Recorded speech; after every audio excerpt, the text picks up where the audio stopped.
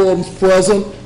All legal notices have been posted, and this court is duly called. Can I get a motion to adjourn the court for the May term? Somebody. Second. Got a motion and a second. In readiness, all those in favor, let it be known by the usual sign of voting. Aye. Aye. Those who oppose, same sign. Chairs in the affirmative. Can I get a motion to open the court for the June term? So moved. Second. Got a motion and a second. Any unreadiness? All those in favor, let it be known by the usual sign of voting. Aye. Those who oppose, same sign. Chairs in the affirmative. Bailiff, will you please open the court? All rise.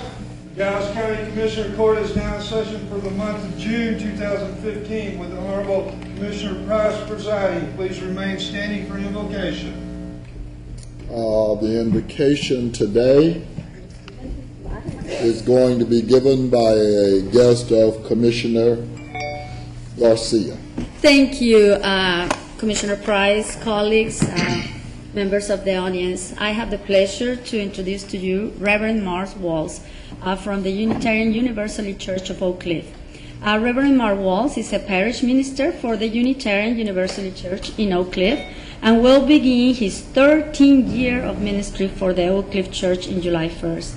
His work as a minister has allowed him to deepen his own spiritual journey and become an activist for social change. Reverend Walls has been deeply involved with Dallas Area Interfaith, the Dallas Peace Center, the Texas Unitarian Universalist Justice Ministry in Austin, and has served on the Executive Council of the NAACP. He grew up in Houston and Dallas and has lived in Oak Cliff for 30 years, where he also raised his children. He gives thanks every day for his wife of 45 years and their family, which now includes 10 grandchildren. He has had 3 other passions in his life: theater, politics, and religion. Reverend Walls, thank you so much for being with us this morning. Thank you, Dr. Garcia. Before I begin the invocation, if I could invite everyone present to join me in a moment of silence for the passing of Highland Park Police Chief Chris Vincent, but especially for his extended family that now must continue their journey without him.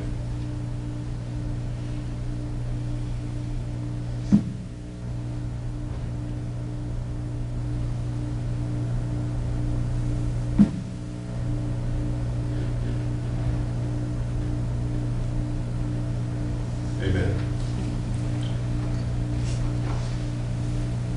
God of our hearts and God of many names, we have gathered here this day that you have made, this day that is so beautiful and made easy to rejoice in it.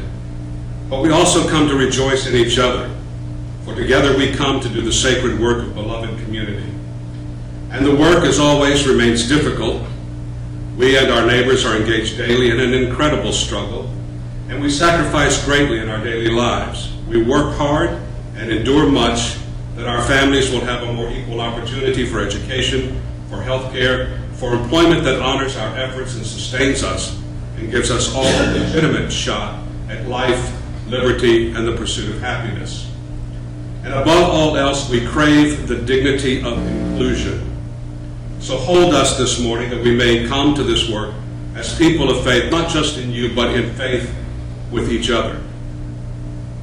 When I'm gathered with those who do this difficult work on our behalf, I'm always reminded, it seems, of the message of the Reverend Dr. Martin Luther King Jr., the message he brought to the steps of the Montgomery Courthouse 50 years ago.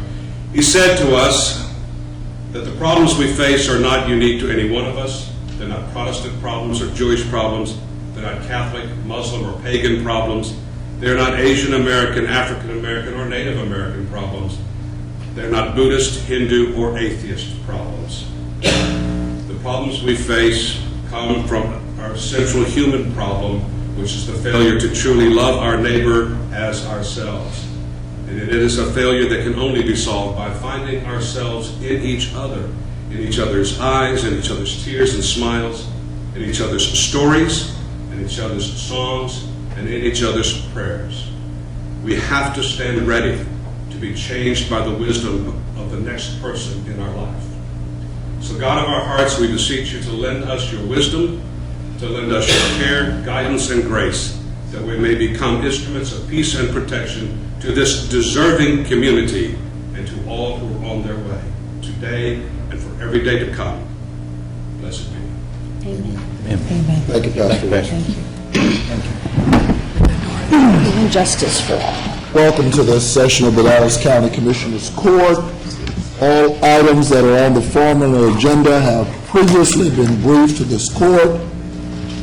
We will take those matters that are posted and formal, and then we will retire into a briefing session for those matters to be considered at a later date.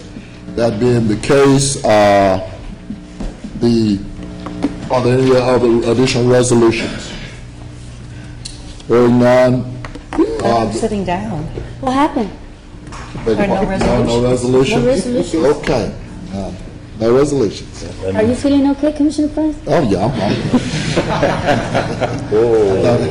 okay, I got it. Okay. Not that he exceeded resolutions.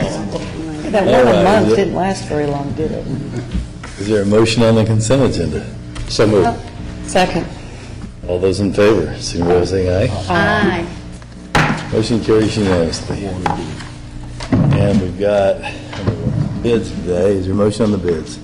I'll move the 3 bids that are awarded bids. I second. Any discussion on the bids? Any discussion on the bids? Hearing none, all those in favor, signify by saying aye. Aye. Aye. Motion carries unanimously. Oh, slow down, Justice. That's the second.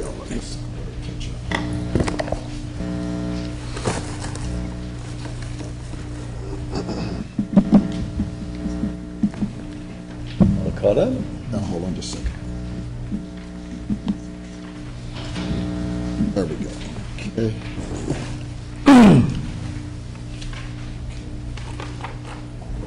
And we've got court orders. Take a, K through 20. yeah, I'd like to pull for a separate vote 27 and 16. Is there another one? 20? 7, 16. 27, yes. And, I'd like to pull 20, or 16 and 27. Any other pulls?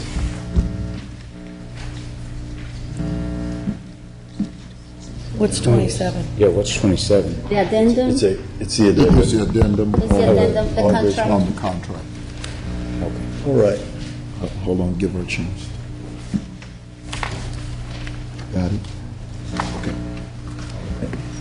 Okay. So he's pulled it, but didn't get a motion, so I'll move court orders K1 through 26, and pull court order 16. and 27. No, I just moved it Oh, through. okay, you move it to Right. 26. Okay, that's That's good. an addendum. Perfect. So, I moved K1 through 26 and pulled 16. do I have a second? Second. Second from Commissioner Garcia, I think. All right.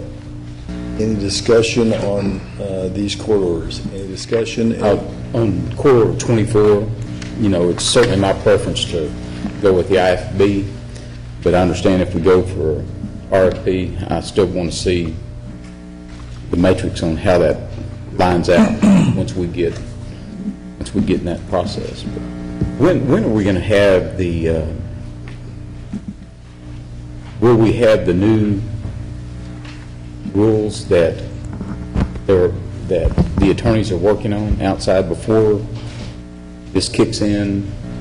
Well, I can push to do that. I was trying to wait until we got on the purchasing director, but if you want to move those up a little bit, I'll get with Coggins and Cheney to talk about the It'd rules. probably be a good idea if the commissioners agree to let the purchasing director, the new purchasing director, look at those. We might be able to even accomplish that before the person gets here. Yeah. But since they're the person that has to execute the rules, I think it's a good team work to let them see what the rules are and have any input on ethical ways to do. They may have a different idea of what works best in their department. And I shared that with him, Judge, and he agreed to review the information before he gets here on the How soon will the RFP go out on this?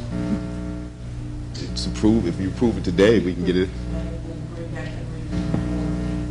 So 2 weeks? Right. Crowley building, unless you're giving us that.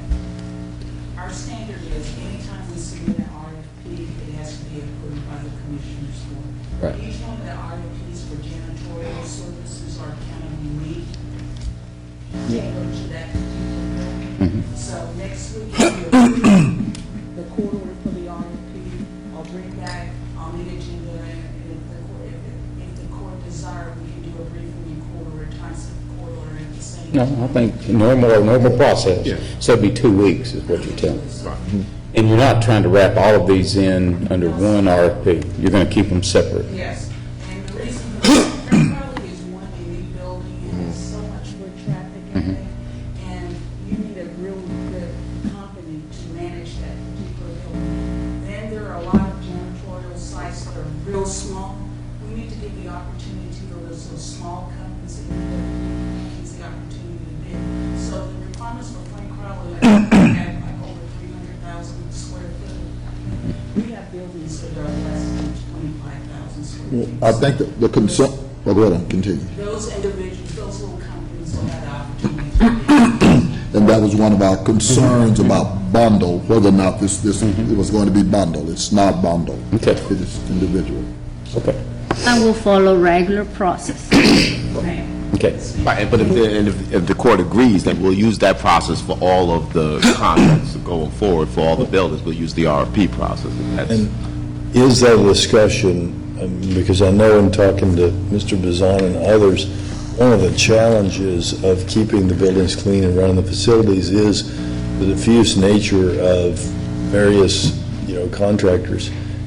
Is it worth considering over purchasing to find a company that could then subcontract out or something so that we could get a better handle on cleanliness in these buildings rather than, right now, one of our challenges is we have all of these little companies, some that work better than, or they're not little, they have like 350 employees, but all of these companies, some of which are better than others, could we maybe not get a better price and better benefits for their employees and better retention and just better overall product if we did try to get somebody for all the buildings? Are you talking about bundling again? I'm going to be against bundling. That kills WMBs, that kills small. No, I'm talking about with subcontracting No, requirements. let them, no. They let every pot sit on its own bottom.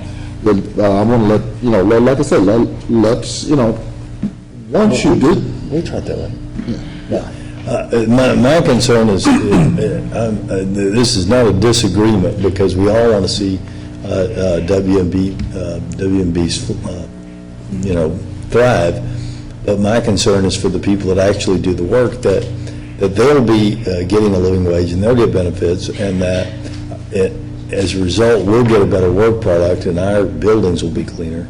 So that's... Now, Judge, that's not in our RFP. No, I'm not talking about it's an RFP, I'm talking about just a personal concern that I have is more so for the workers than for the owners. Well, again, the RFP will come will around. dictate. and we'll- It'll dictate. And we'll be kept apprised of what is contained in there and the status of the rules and everything that's Sure, all of the the criteria. environment that this. All of the evaluation criteria will be, you guys will approve that The other before we way. move forward as part of the RFP. Moving along. Okay.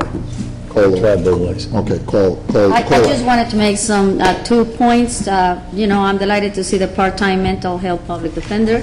I think it was needed, and of course, the deputy director of the criminal justice opportunity to have, diversity and bilingual staff personnel. Thank you. Call the question. All right, question's been called. Any further comments? Any further comments? Any further comments? Hearing none, all those in favor, signify by saying aye. Aye. Aye. Motion carries unanimously. I'll move the court order that is before us is court order 16? 16. Let me do 16 first. The judge, Second. All right. We have a motion by Commissioner Price, a second by Commissioner Daniels. Any discussion? Any discussion? Any discussion? Hearing none. All those in favor, signify by saying aye. Aye. I'll abstain from that. Okay, court order 27, which is on the addendum, is before us. Move court order 27. Second. Motion and a second. Any discussion on 27? Any discussion on 27? Any discussion on 27? All those in favor of 27, signify by saying aye. Aye. Aye.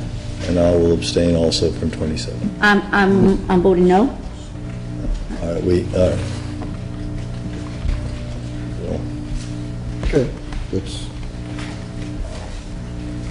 motion carries 3-1 with one abstention on 27. All right, and this takes us to our time-sensitive agenda. Is there a motion on that? I'll move L1 through 3 times since the court order. Second. And second by Commissioner Cantrell. Any discussion on the time-sensitive court orders? Just that I really want to commend Public Works for the great work in applying for Tiger grants. One thing that the county does extremely well with our Department of Public Works is to have projects ready to go, that are really what the Tiger grants look for. Something that can be completed, fast and, efficiently. So thank you, Ms. Blair, to you and your staff. And these two projects are two projects that I believe District 1, District 2, and District 4, are involved in this. So, hey, hopefully we'll get that money. The number 1 is CBDG. Yeah. And 2 and 3 are and looking at things in a little bit larger scale, then it's very much appreciated, the efforts you put in. Yes, we get them. We'll get Tiger, go. Call the question. Question's been called. Is there any further comments? Any further comments? Hearing none. All those in favor, signify by saying aye. Aye. Aye. Motion carries unanimously. All right, and this takes us to our West Nile update. Zach Thompson, could you take us through our West Nile update?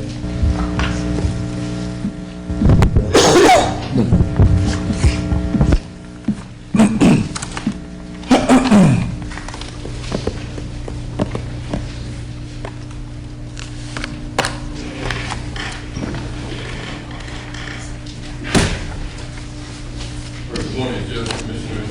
Our West Nile update, of course, we've been doing the update, started back in March, April. So this is a continuation. Have a top doctor, Dr. Perkins. Go to the first slide. We wanted to just update, the Commissioner's Court has been ongoing updating on positive mosquito traps. To date is 5. We've also had no confirmed human cases in Dallas County today. Before we go around this. One of the points that Dallas County Health and Human Services has been working with our municipalities is trying to get a faster turnaround on our samples that are submitted. We think that's a crucial perspective in our response. We asked the Oklahoma State Health Services lab to do PCR testing. That's not foreign. We've asked that year after year, and they've accommodated us. This year, they said that we filled out to all of the municipalities stating that it will not be PCR testing. Ultra testing. Again, our position is PCR testing is the gold standard. It gives you that turnaround, definitely a faster turnaround than a 10-day turnaround that you get from the cell culture. And so I want to thank our municipalities, especially the city of Mesquite, for bringing that forward, and we're going to continue to push that effort as well. But Director Thompson, I thought that, I want to commend the department for continuing to pursue that, because I think the state had basically almost done what I consider to be kind of a pushback or a holdover, and the department continued to pursue it. And Yes, sir. Our point going forward is we're not going to be bound by whatever the state of Fed said. We're going to go ahead and do the testing for the city of Mesquite in our lab. So we're going to take care of that, and so we're not going to be bound by a 10-day turnaround. I guarantee that. right, They can take 10 steps back. We're going to go forward. right. And I appreciate that, because what it basically meant is that you stepped in the gap when it appears that there's a lot of transition going on at the Department of Health Services. And so I appreciate the department and leadership.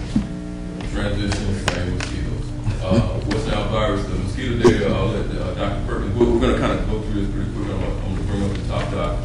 This is the data that he submits to the CDC. Also, let's go to the next slide. I really want to commend our Dallas County residents. I get emails throughout the day and throughout the night where they comment on areas that they are concerned about.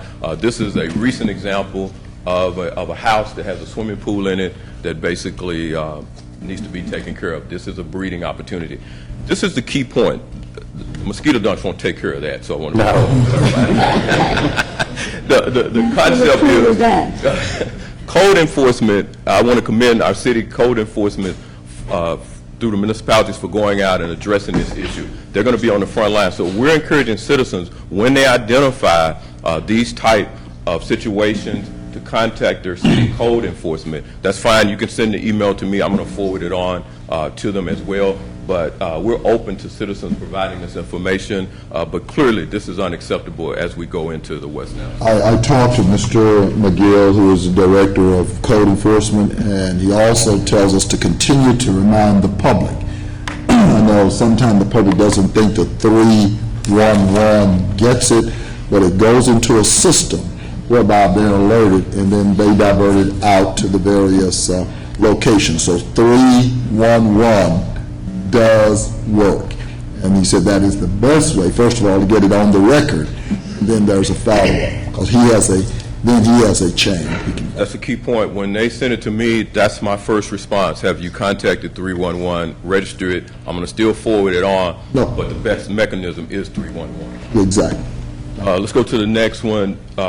Basically, all of our municipalities, I want to thank the Commissioners Court for the mosquito dunks. All of our cities have picked up the mosquito dunks. I think we're still waiting on Glen Heights.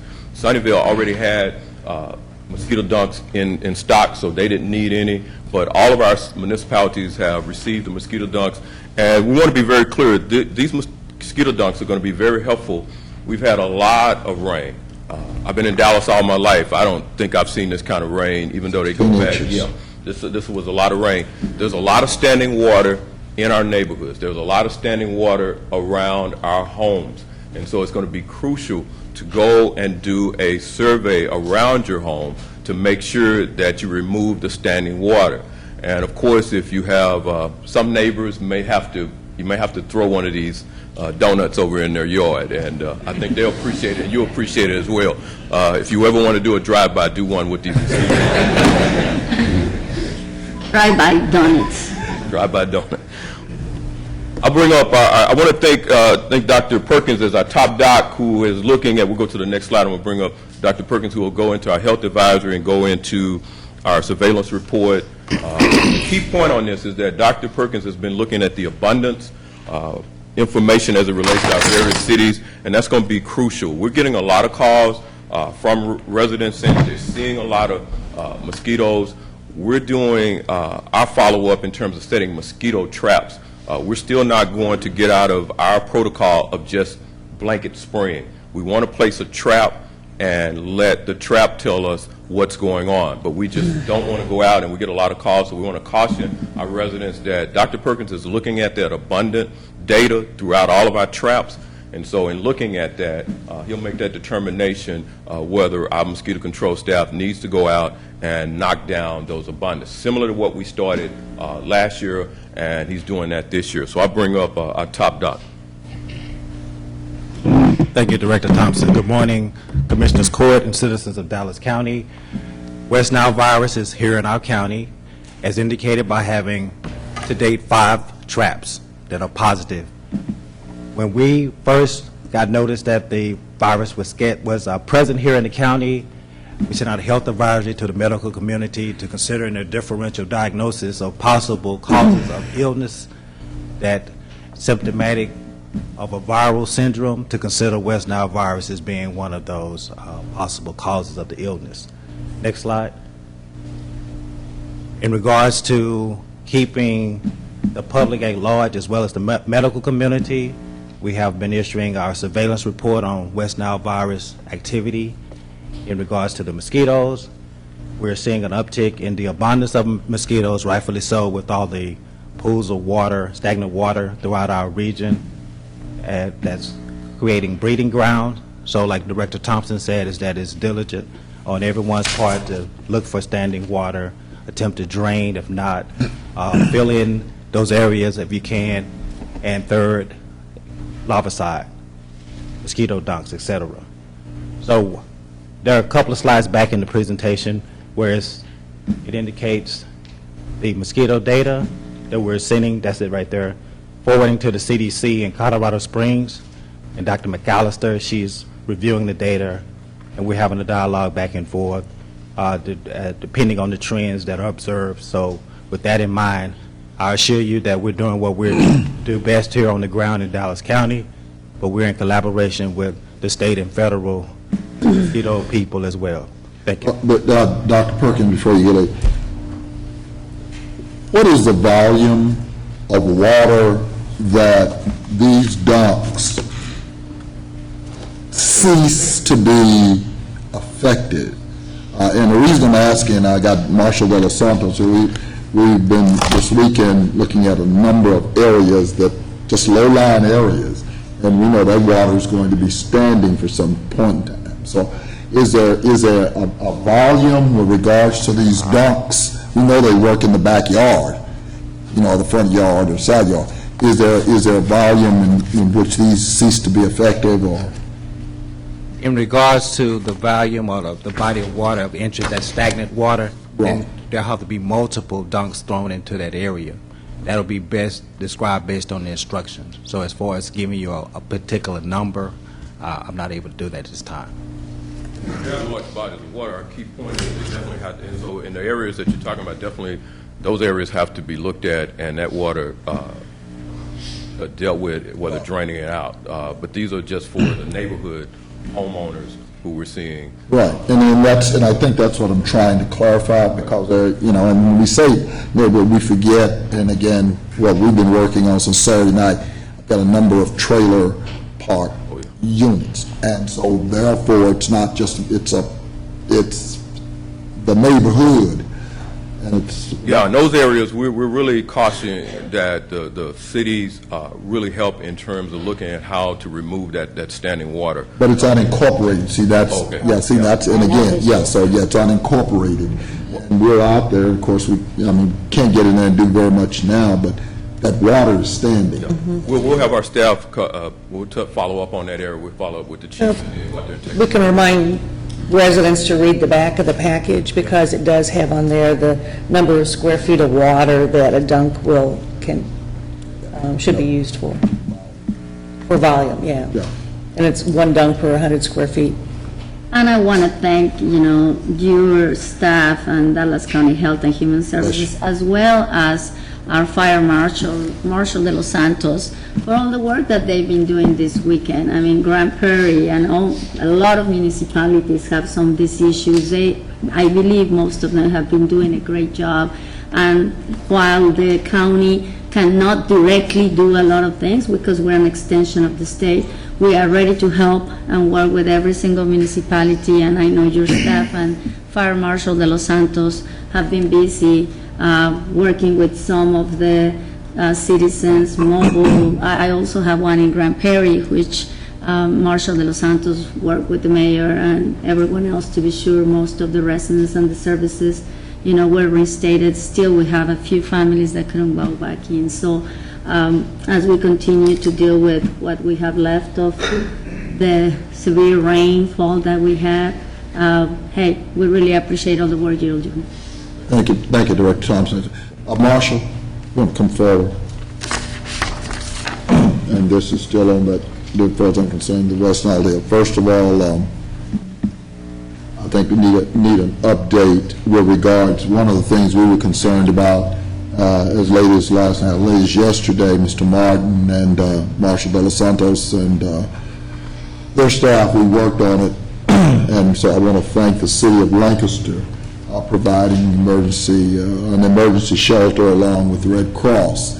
We were still concerned about the water. Those of us who are down south, I know people up north don't think about this, but those of us who are down south, we still get that water released on us, and they decide how much they're going to release. And as a result, while it's not raining and others don't have that concern, we've got to worry about water being released, and therefore down south, water continues to rise, especially in those areas where we don't have, quote, sufficient drainage. And so I think the last communique I got from UNR Homeland Security was the fact that they were not going to release the water today or last night. I know we still have the center open in Lancaster, and again, I want to thank the mayor and the manager, but where are we with regards to the latest release of water? Right now, what I understand, Commissioner and Judge Jenkins, Sure. they're not going to be releasing any water right now, but we're still concerned about some of the overflows and the levees out there. Really towards Combine in that area. Valencia. In Valencia area. And you've seen some of the pictures that were distributed to y'all on what's happening.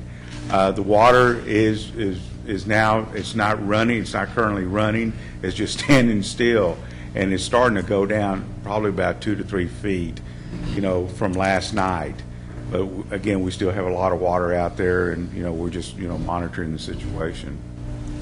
Well, again, I appreciate the fact that on Saturday night, I know we were at an event, and you had all the fire engines and everybody to try to evacuate. A number of those people evacuated to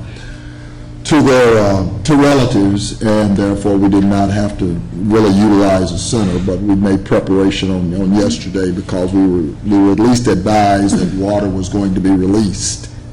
And with that being said, Commissioner, we still have the City of Lancaster Recreation Center on standby with the Red Cross. They can go ahead and ramp up within 2 to 3 hours in case we do have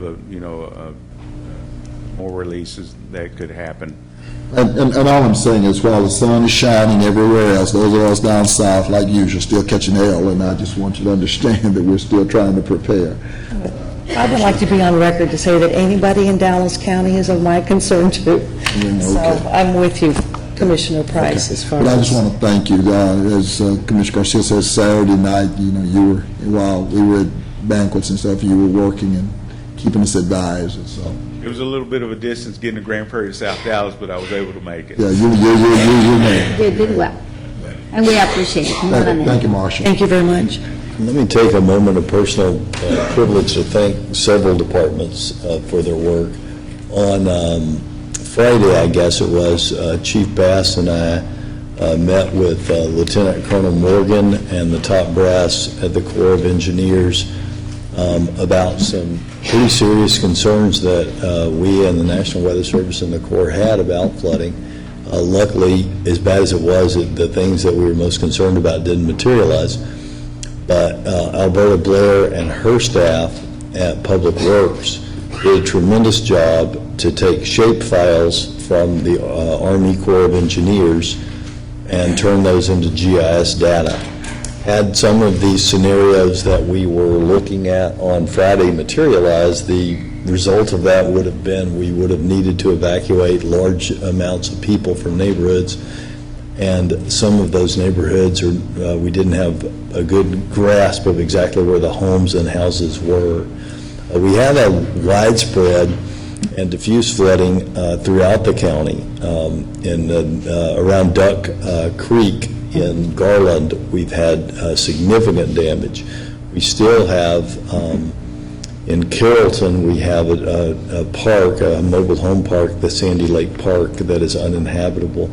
We have a 110-unit apartment complex in Combine, and although the water has receded, many of the units are, I'm sorry, not Combine, Coppell, I beg your pardon, many of the units are uninhabitable. We've been very fortunate in Combine. We only have a few houses in Combine. Most of Combine is actually in our sister county, Kaufman County. But we've been fortunate there, but there are some significant dangers that we still have there, and it's one of the reasons why there's not control spill happening. So but the public needs to understand these risks are still here, and they'll probably be here for at least another day. And here's how water releasing from a lake works. There's two ways that water releases from the lake. One is a control spill when they open the floodgates and allow water to go down the river and go down the concrete channels to the river. The other is what we call an uncontrolled spill when water goes over the spillway. Because water flows into lakes for days after a rain, Grapevine and Louisville are still accumulating large amounts of water, and there's still what we call as uncontrolled spills. And our ground is fully saturated, so there's still this danger. What the public can do to continue to help, let me finish thanking people.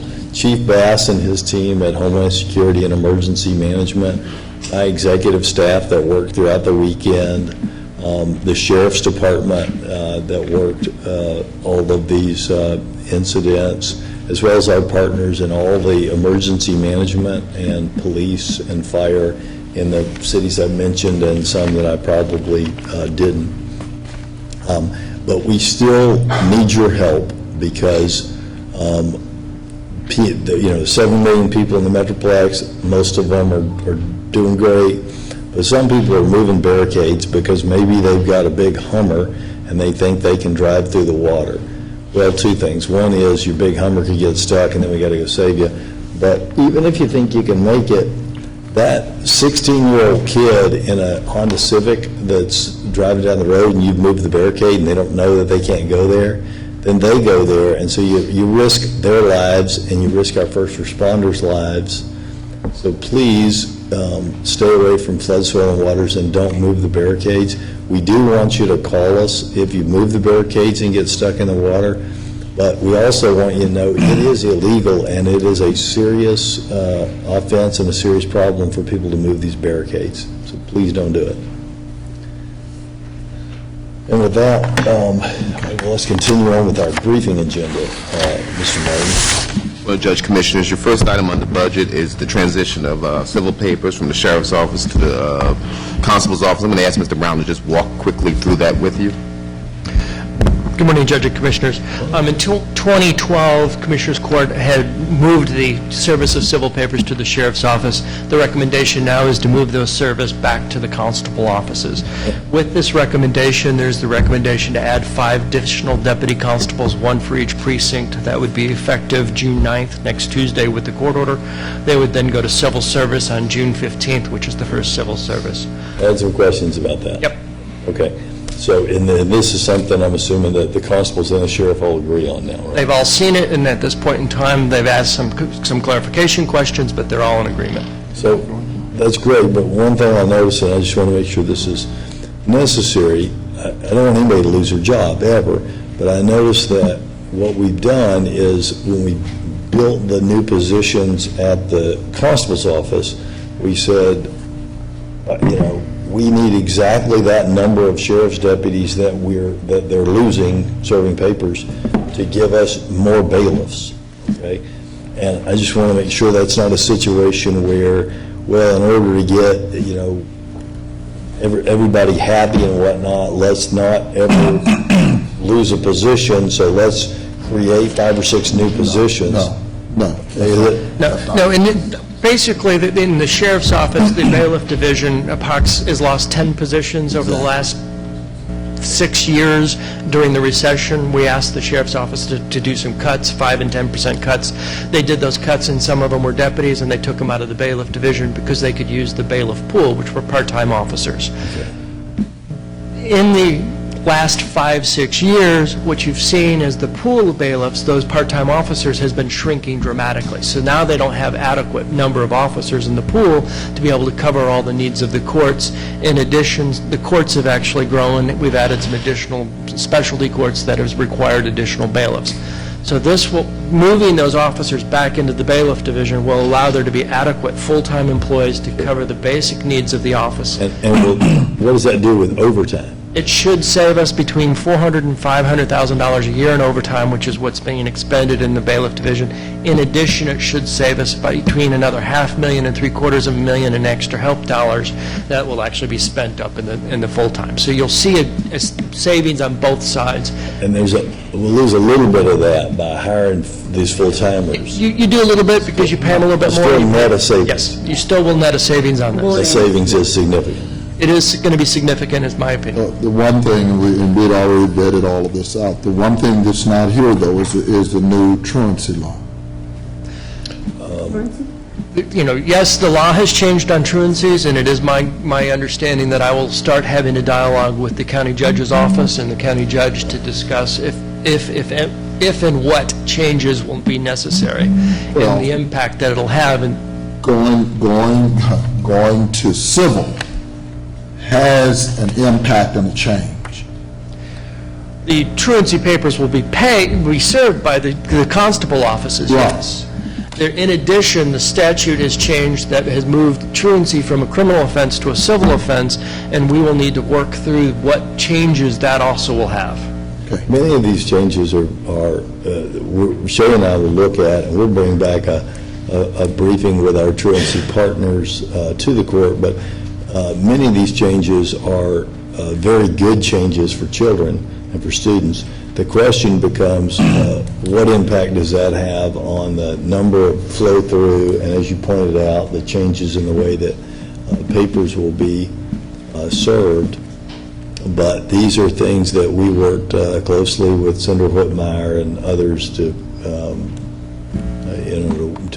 work out a good piece of legislation and feel like there is one.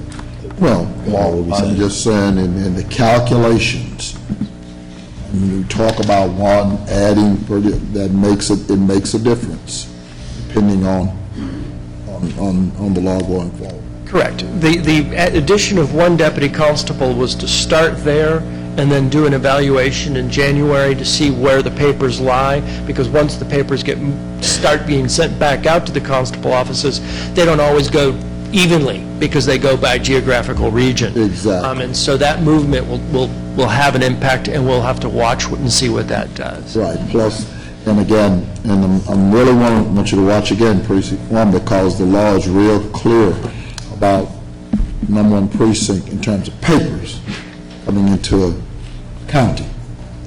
Okay? Correct. So I will make sure those calculations. Yes. We will be monitoring that piece of And it seems like the way that it's been divided, both by type of paper and then other factors related to it, and you'll be monitoring it at a very, very high level, I am sure. Yeah, we monitor this on To see then what has to be monthly basis. adjusted. We take a look at it. We don't make staffing changes necessarily on a monthly basis, but we do monitor it and have in the past made adjustments during the fiscal year when necessary. And you will keep us apprised of all this, I am Well, sure. with regards to the other precincts, and the sheriff and I had this conversation in one of our sanitation meetings, with regards to the other precincts. In Precinct 1, I know exactly how many regions they have, I know how many papers each one's getting, I know how many are serving, I know how many they're returning to courts. Is that being transmitted across the enterprise so that we'll know performance metrics in every constable's office? Yes, there is. Each constable office enters these papers into a database, and it shows it by type. It then shows if it's been served, it shows if it's been transferred, no worked, it shows if they transferred somewhere else, and it shows if it's been returned to the court. So we do have all of that information. In addition, each of the offices does divide their region up into precincts, and so that information is conveyed to the budget office, so we have that.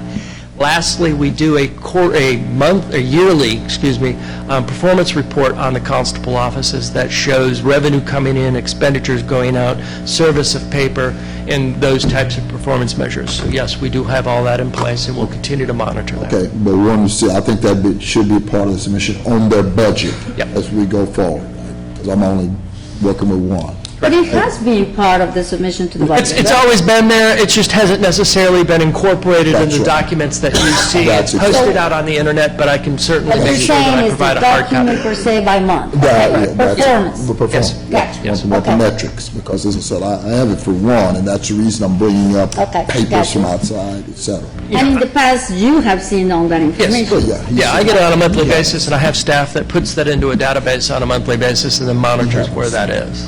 Well, and I know the constables are preparing to, take this over again. And I want to thank the sheriff department, for coming up and doing, serving all the papers while they did it. Hey, lesson learned, could be more effective. And we appreciate the constables' work. Rather than reading every recommendation, the one piece that I do think we need to make sure that we continue to cooperate between the sheriff's office and the constables on is that the way I've built this, the papers will start going out to the constables July 1st, but the sheriff's staff won't actually transition to the bailiff division until August 1st. I would like the sheriff's office to continue to serve the papers on hand for that period of a month, so that you don't have these papers all being thrown in a box and just delivered out to a constable office in an unruly manner. They I were will shaking admit it. that some of the papers coming into the sheriff's office when we did the last transition was not as smooth as I would have liked. Some of them actually did do exactly that, threw it in a box and delivered it. Those constables are really not in office any longer, so hopefully we'll have a better transition. Good thinking. You'll keep us apprised. Yes, I will, I'm sure. of Thank any you. problems that occur and how well it works. And on truancy, and I don't know if it's a moment of personal privilege or if it's germane, but I'd be remiss if I didn't thank Royce West, Senator Royce West, for his work on that bill, as well as Representative Dutton and his office, as well as Representative Coleman, and a whole host of other people, and Shay Cathy in my office, and Trina Crosby, and all of our truancy court judges, and a couple of case managers for their great work on that. Thank you, Judge Commissioners. Item 3 on the HHS, approve the agreement with the University of Texas Southwestern Medical Center at Dallas. Item 4, approve the reappointment of Stephen Wilson, Dr. MD, MPH, as the designee health authority during the absence of Dr. Perkins. IT, item 5, approve the personal services contract for Daniel Quick question on Dr. Wilson. I don't know if anybody found this for me, but is that a Dallas County employee or just? He's been the same Dallas County employee for over. That's what I thought. I know him, yeah. Same. Item 6 is the TechShare program course summary. I'm going to just jump over that real quick and finish the agenda item and come back to that Okay. since we have a presentation, Judge. Public Works, item 7, rescind court order 2015-0157 dated February 3rd, 2015. Item 8, No, 7 is appointing James White. No, it's rescission of court order. decision of the court order. Rescission court order, 2015. All right, somebody's missing. I think you're on number. order. Yeah. Rescission to court order 2015-0. Darrell, what number is James White, so I can figure out what they've done with my book then? That Are should you back on the court orders? Oh, I am, my bad, I'm on Yeah. the wrong part of my book. Okay. And when he's being reappointed, I don't think that it's necessarily due that he purposely did not attend meetings. I don't see Mr. Westbrook here, but What's that? the reason was given he did not attend meetings. Well, it was not, that he was a candidate, so he withdrew. Oh, he's a great guy. I'm sorry, I was just in the wrong part of my And book. we welcome James White back on the committee. Item 8 is enter into attached interlocal agreement with the City of Mesquite and Mesquite Independent School District in compliance with Texas Property Code. Item 9. Could we take a moment on number 8? We Yes, have a ma'am. visitor here who is the Deputy City Manager of Mesquite, Carol Zonowich, and I just wanted to thank her for coming down and seeing this through for one thing. We had a discussion many, many months ago when Mesquite was working out how they wanted to deal with these types of properties. So thank you, Carol, for coming down and seeing how the sausage gets made. Thank you. Item 9 is authorize the county judge to execute the attached PSA between Dallas County and the City of Duncanville, Texas, RMB 3. Item 10 is authorize the first 12-month extension of the bid for the annual contract for armed and unarmed security guard services for the period of July 27, 2015 through July 26, 2016 with Vet Securing America. Item 8, authorize the first 12-month extension of the bid for the annual contract for all risk building and content property insurance coverage for Dallas County with McGriff, Siebels, and Williams of Texas. If I could, I'd like to go back to item number 6, and I'd ask Mr. Charles Gray, Mr. Craig Morrissey to come forward, and Mr. Warren, who is our project sponsor. I know we had asked at some time for the schedule for the tech share program courts, and we've been working on that for the last 60 days or so, and at this point, we do have the schedule. We have the total cost summary, not only for tech share courts, but all of our tech share projects. So we'd like to briefly walk the court through this and give the court the information so we can move forward with our implementation program for tech share courts. So Mr. Charles Gray from CUC is here, and Mr. Craig Morrissey, our staff from IT, is here, and also Mr. Warren, who is the project sponsor, who has taken the lead on this project. I want to thank him also for doing an awesome job and just keeping us on track. Mr. Morrissey and Mr. Gray, before you begin, I've got a question.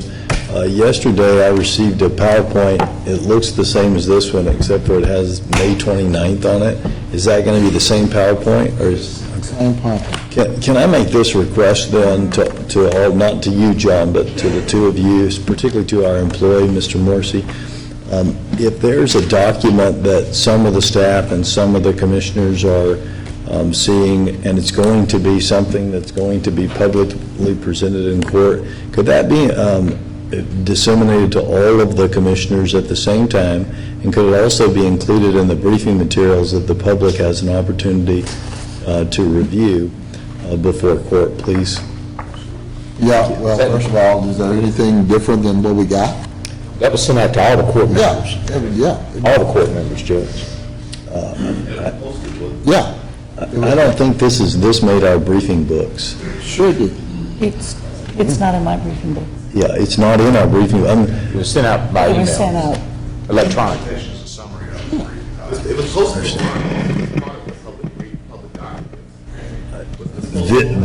No, it was not. The full presentation was not in the agenda. And, okay. So, but, you know, as we'll get into, this has changes in what's going on with the program, and so that's something that I know obviously these judges are very interested in that. I know the public is interested as well. So I just ask that as we do these things, we post them for the public to see them, and we get them to all the commissioners at the same time. And me also. Good morning, Judge. Good morning, Commissioners. I'm going to do my little presentation now because I have a doctor's appointment. There's still a little tension in the air, so I want to clear the air. I don't mind doing that. There's the judges, the county clerk, and the district clerk signed a letter that said we wanted to go forward with Odyssey instead of this tech share project. This commissioner, this court voted to go forward with the tech share project. It is what it is. I think that this court and this committee, this group, can make happen what needs to happen because I think we have that kind of leadership. That being said, I've asked CUC, I'm asking Commissioner Daniel and Commissioner Cantrell that we need to have more transparency when it comes to the project at every phase of the project.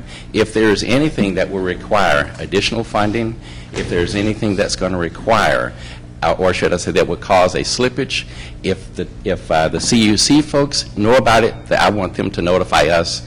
If we know about it, we need to also make that available to everybody so that we can come together as a team to get this done. I think we have that ability to do that. I'm asking everyone on the record today to give me that commitment. I'm going to give this 150% on behalf of the judges, on behalf of the district clerk, and on behalf of my staff. We need a case management system for our criminal courts that works for us. I'm committed. The judges have given me their commitment. We need TechShare and this court to give us their commitment. I, for one, have absolutely no second thoughts about the decision that was made regarding the TechShare courts, because it was the right decision in the respect that it will create the better product for all of the people, all of the courts who are using that in Dallas County to have the best product. that it will be on time, as it has been up to this point, and that it will be on budget. We can look back at the performance in both prosecutor and in the juvenile court management systems, that this in fact can be accomplished. So I, for one, am willing and able to go and do what we need to do to make this what it all can be for Dallas County and for the courts that are involved. And I sincerely ask each one of the court members here to do that also, and to get us all on the same page, to be a unified front, to use all of the skills and talents of all of our people, which is how we do make the better products for the residents of Dallas County. I can tell you that one of the reasons why the judges are here is they're concerned about the slippage in the time. There was a commitment from Commissioner Cantrell that we would have a case management system by December of 2015. And, Mr. Warren, you will have a case management system by December of 2015. Now, if you remember, there was an agreement, and we had release point 1.0, and we were also going to do 1.5.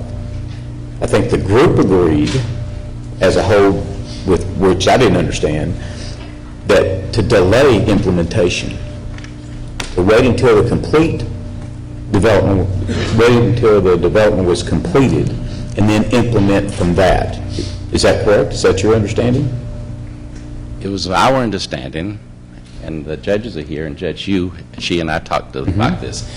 It was our understanding that we were going to have a functioning, usable system by December 2015. You will. Now, and one of the And things... if we would have started implementing 1.0 immediately, in, what was the date, Charles? It was June?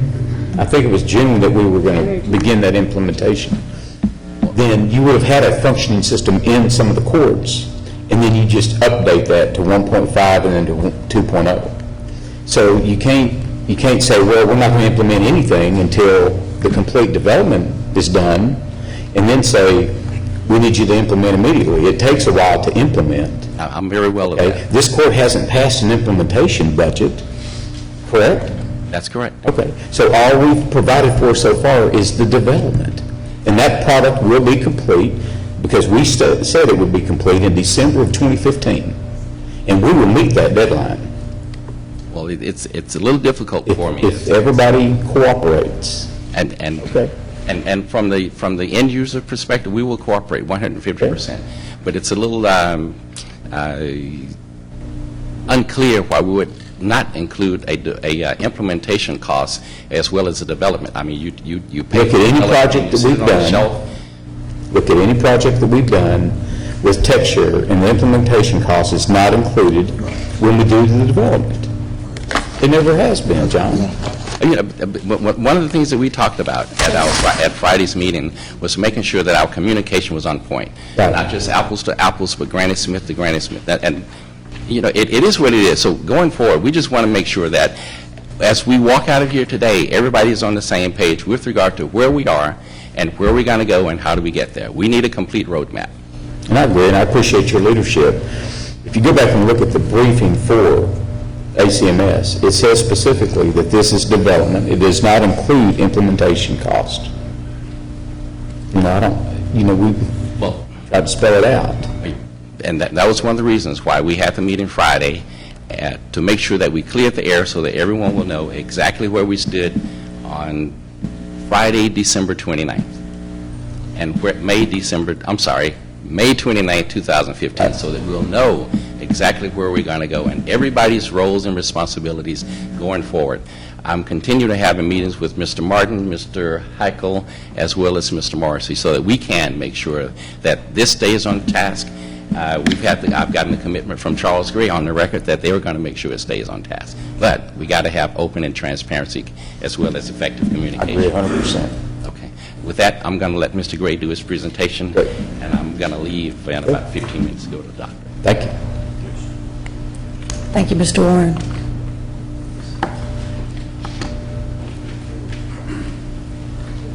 This is Charles Gray with the Conference of Urban Counties, and I would like to thank first the leadership of Dallas County to continue in implementation. John Warren has done a stellar job of pulling together a leadership committee and really organizing our work group so that we have the commitment and the participation of the elected officials that we need. Alicia Petrie's done a great job of providing staff support. Judge Mulder, Judge Yu, and Judge Magnus have participated in the project, and even when they're being the devil's advocate, that's helpful to us to make sure that we keep this project on course. I want just to remind that we're the Conference of Urban Counties. We're a nonprofit association of county government, of which Dallas County is a pioneering partner, and they've been a cornerstone of this whole association since its beginning 40 years ago. I operate the TechShare program within the Conference of Urban Counties. I'm the TechShare program director, so I'm responsible for all the activities of the program, including the juvenile case management system, which is operating in 238 counties in Texas now.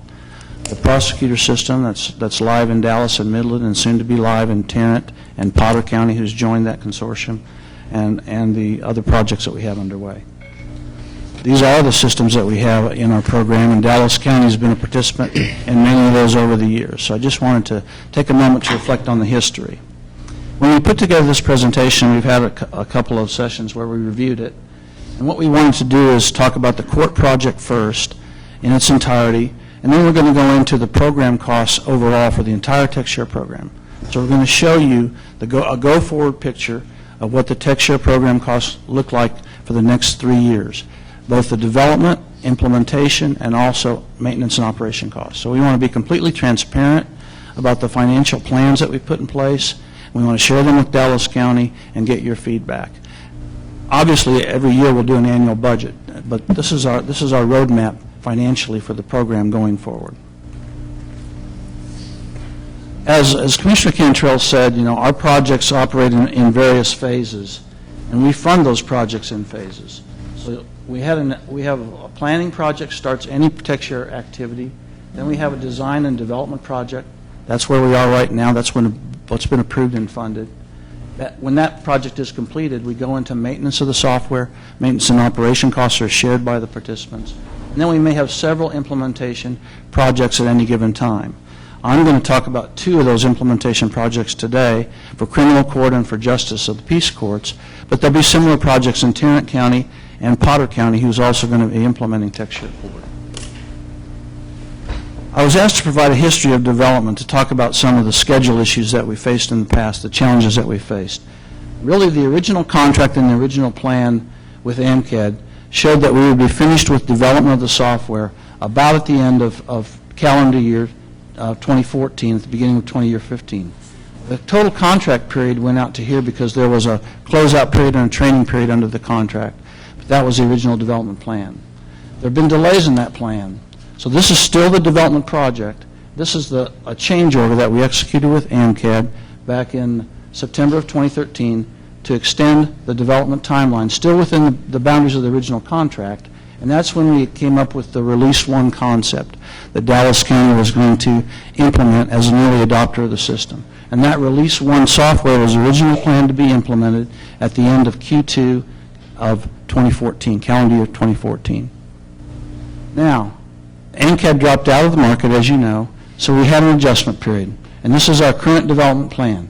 Release 1 slipped until the first quarter of 2015 when it was completed. Release 1.5 will be completed this summer, at the end of the summer, and could be available to start implementation. And then Release 2 will be completed at the end of December. This shows the urban counties development team that's been put in place to finish the development effort now that AMCAD has declared bankruptcy and withdrawn from the project. But a number of those individuals have became part of the development team that kept us. That's right. When AMCAD dropped out of the market in June of last summer, we immediately took action to secure those resources so that we would have the expertise to complete the software development. Right. I just don't want to put out there as though they did it and we somehow were, quote, harmed as a result. And that is in the next page, right? Right. These are the reasons for the development delay, and I won't read the slide to you. I'll talk about a couple of key points. Oops. I guess I went the wrong way here. Operating 2 things is a challenge. Okay. AMCAD was had resource constraints. They had large projects in Arizona and Oklahoma, and so they had challenges meeting their deadlines early in the project. We had project management turnover on both the AMCAD side and the Urban County side, frankly. We wanted to find the right person to lead that development effort. It took some time to do that. The requirements were more complex. As we got into the design and the development requirements, they were very complex, so it extended the project. And finally, the methodology was really antiquated. AMCAD used the waterfall methodology, which is not used in the software industry anymore. We use the agile methodology, which I won't go into in detail. But the change order was really to change the methodology so that we could begin to streamline the development process. Now, why did we hire AMCAD in the first place? But anyway. Well, that's an interesting question, Commissioner. Would you like me to go into that? Go ahead. Okay. Now, the history of implementation. As Commissioner Cantrell said, we don't yet have an implementation agreement in place. So this is the phase that we're going to talk about today. We started planning the implementation in the first quarter of 2014 with Dallas County, assuming that Dallas County would implement Release 1. And so we went through with AMCAD an implementation planning exercise, and this was the original plan, where Release 1 would be implemented in the pilot courts early in calendar year 2015, and then it would be rolled out to the remaining courts through the end of the first quarter of calendar year 16. Well, we had delays in getting to agreement on that plan. We had questions about the resource commitments in the plan. So working closely with Dallas County, yes, sir. Ask a question, and that's post March 17, because on March 17, this first plan is what we were told was going to happen.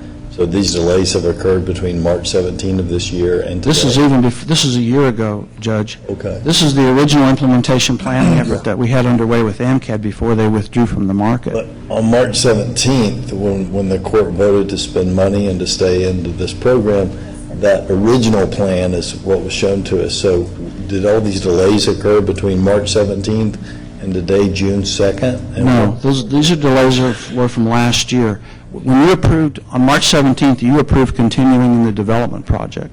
We did not present an implementation plan to the Commissioners Court until today. This is the first time we've talked about really putting the software in use in Dallas County. Development is a separate activity, finishing the software to get it ready to put in use.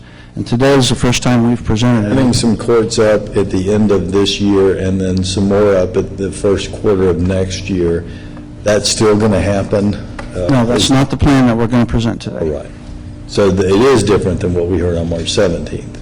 Yes, It may be different than what you heard on March 17th, but this is the first time we brought forward an implementation plan that we're going to recommend to you.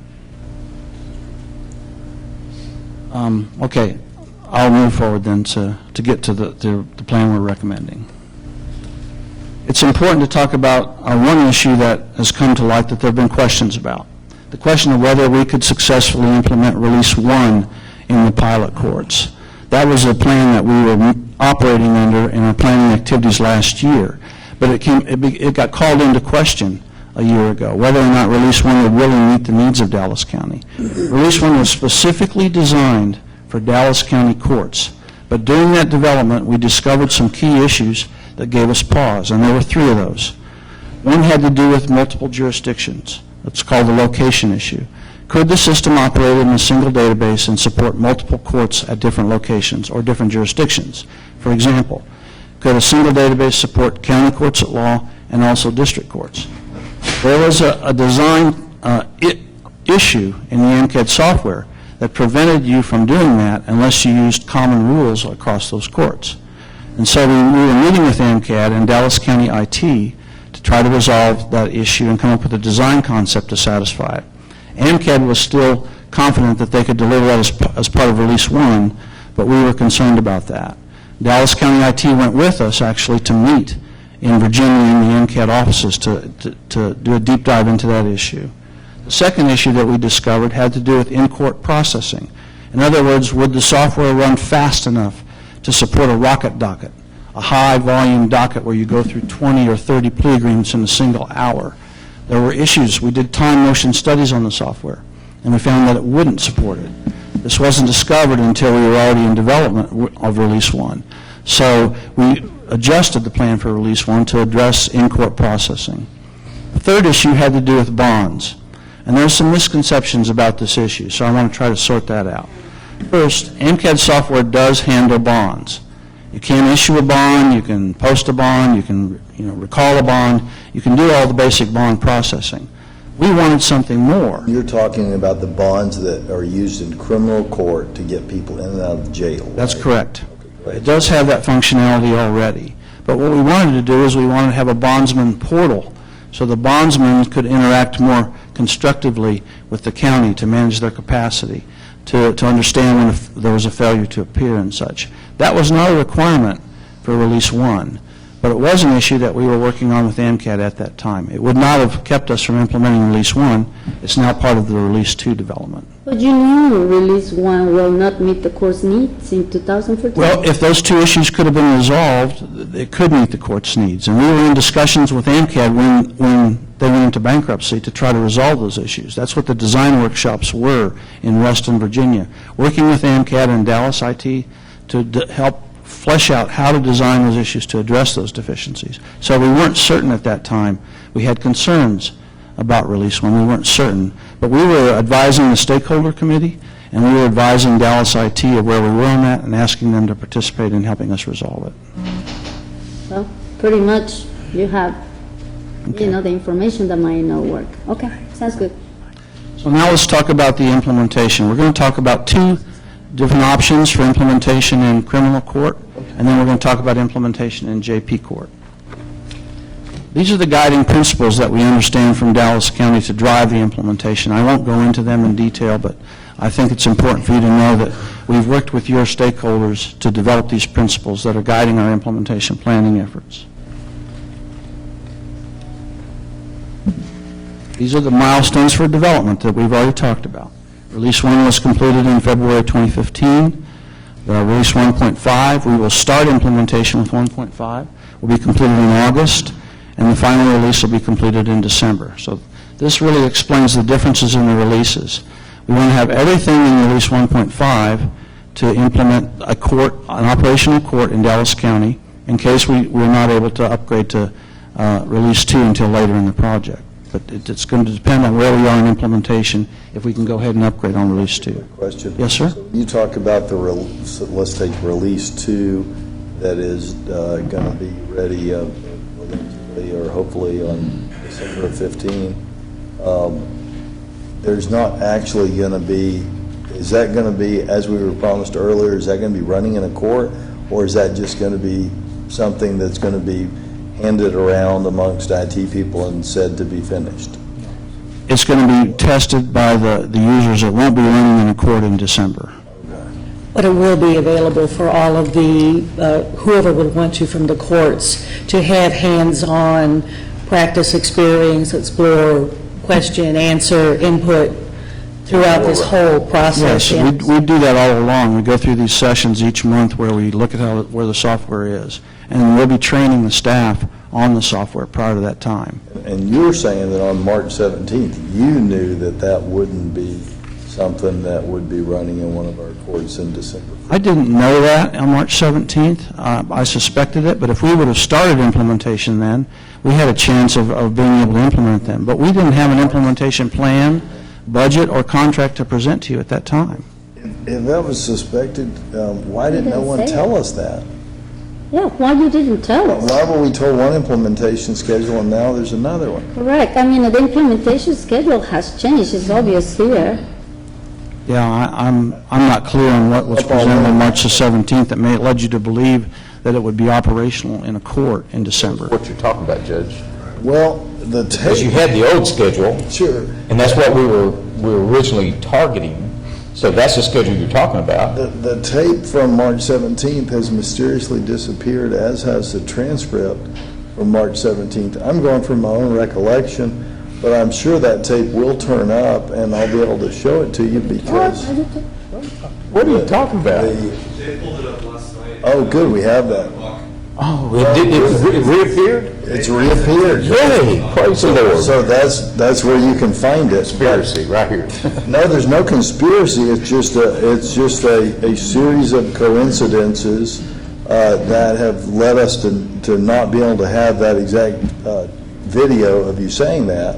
but now it's back, so we got that. But I think we all remember, and I think the judges all remember who were sitting here, on March 17th, we were told that there would be a court up and running at the end of this year or the beginning of next year, and now we're hearing that, from what you're telling us, you knew that that was not, you suspected strongly that was not the case, and I'm just asking, because you've told me you want to be transparent, and I take it your word, and we've talked about ways to improve doing that.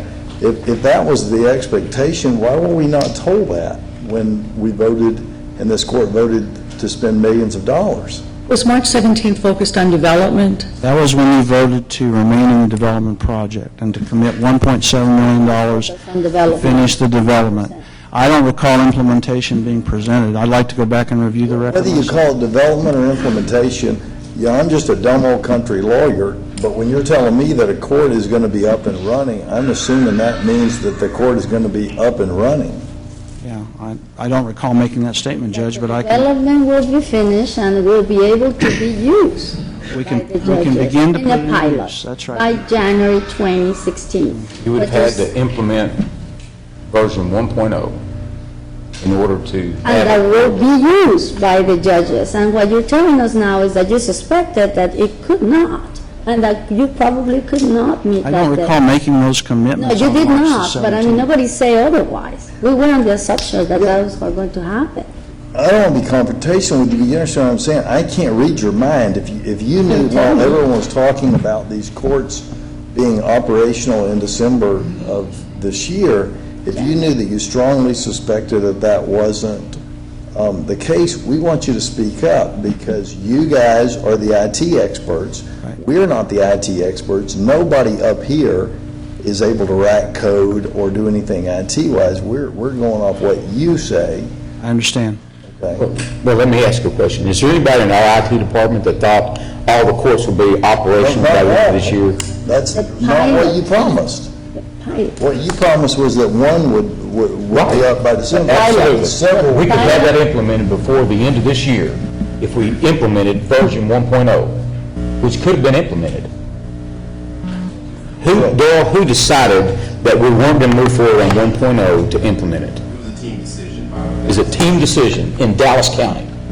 Okay. Is that a team decision? There got a lot of judges back there. Was that y'all's team decision to not implement it? I see heads shaking now. Well, Darrell, who's on the team? It was the stakeholders and the technical committee's decision because it didn't have all the functionality, and that was the concern, that we didn't want to implement it without those functionality, that bond functionality and the... Location and in-court process. Let me ask. The BOM functionality wasn't supposed to be in version 1. Is that correct? That's correct. Okay. Okay, we can add all kinds of things and say, well, it doesn't do this, but, so we won't implement. So when was the team decision? We were told when we voted that it would be up and running. When was the team decision that it wouldn't be up and running? Was that, it must have been after March 17th, right?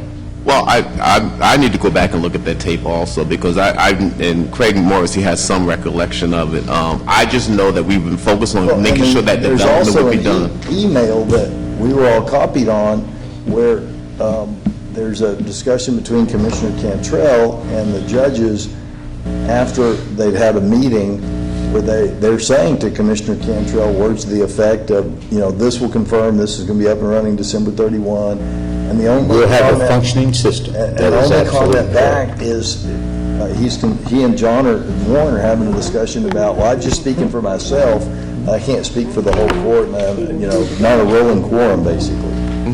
So I would like to know then, Darrell, when that team decision was made, because I'm assuming it was made after Martin. Well, I'm talking about the team decision not to go forward with release 1.0, and that happened well before March 17th. Oh, okay. I don't remember when that date was. Now, in terms of, when we're going to implement the full system, we've always said that we will have a functioning system by December 31st, Well, just so 2015. we got it on our minds, and let me know when the team decision was made, because it sounds like that didn't affect what happened. Now is what you're saying on March 17th. No, I mean, that decision not to go forward 1.0 happened, I'll find the date, but it was well before March 17th. Because it happened when it rolled out on February the 8th or whenever it was just kind of noted. Did not have the location issue resolved, nor the in-court process resolved, and that's what Dallas County needed to go live on the pilots. Excuse me. We knew that when we finished development of Release 1.0, which was in February. Right. They did not have that capability. That's requirements. The bond requirement was an additional requirement that wasn't included The in the bond original. was not required for the pilot courts to go live. Right. And the courts don't have common rules. They all have individual rules for the process. Is that correct? Well, there are separate processes. I've come to learn from the judges that there are some common rules, but there are separate processes. And so but there are different rules, for example, how fees and fines are handled between county courts at law and district courts. And in order to handle that within the AMCAD software of Release 1, we would have to have two different installations, two different databases, because they had two separate rule sets about fees and fines, for example.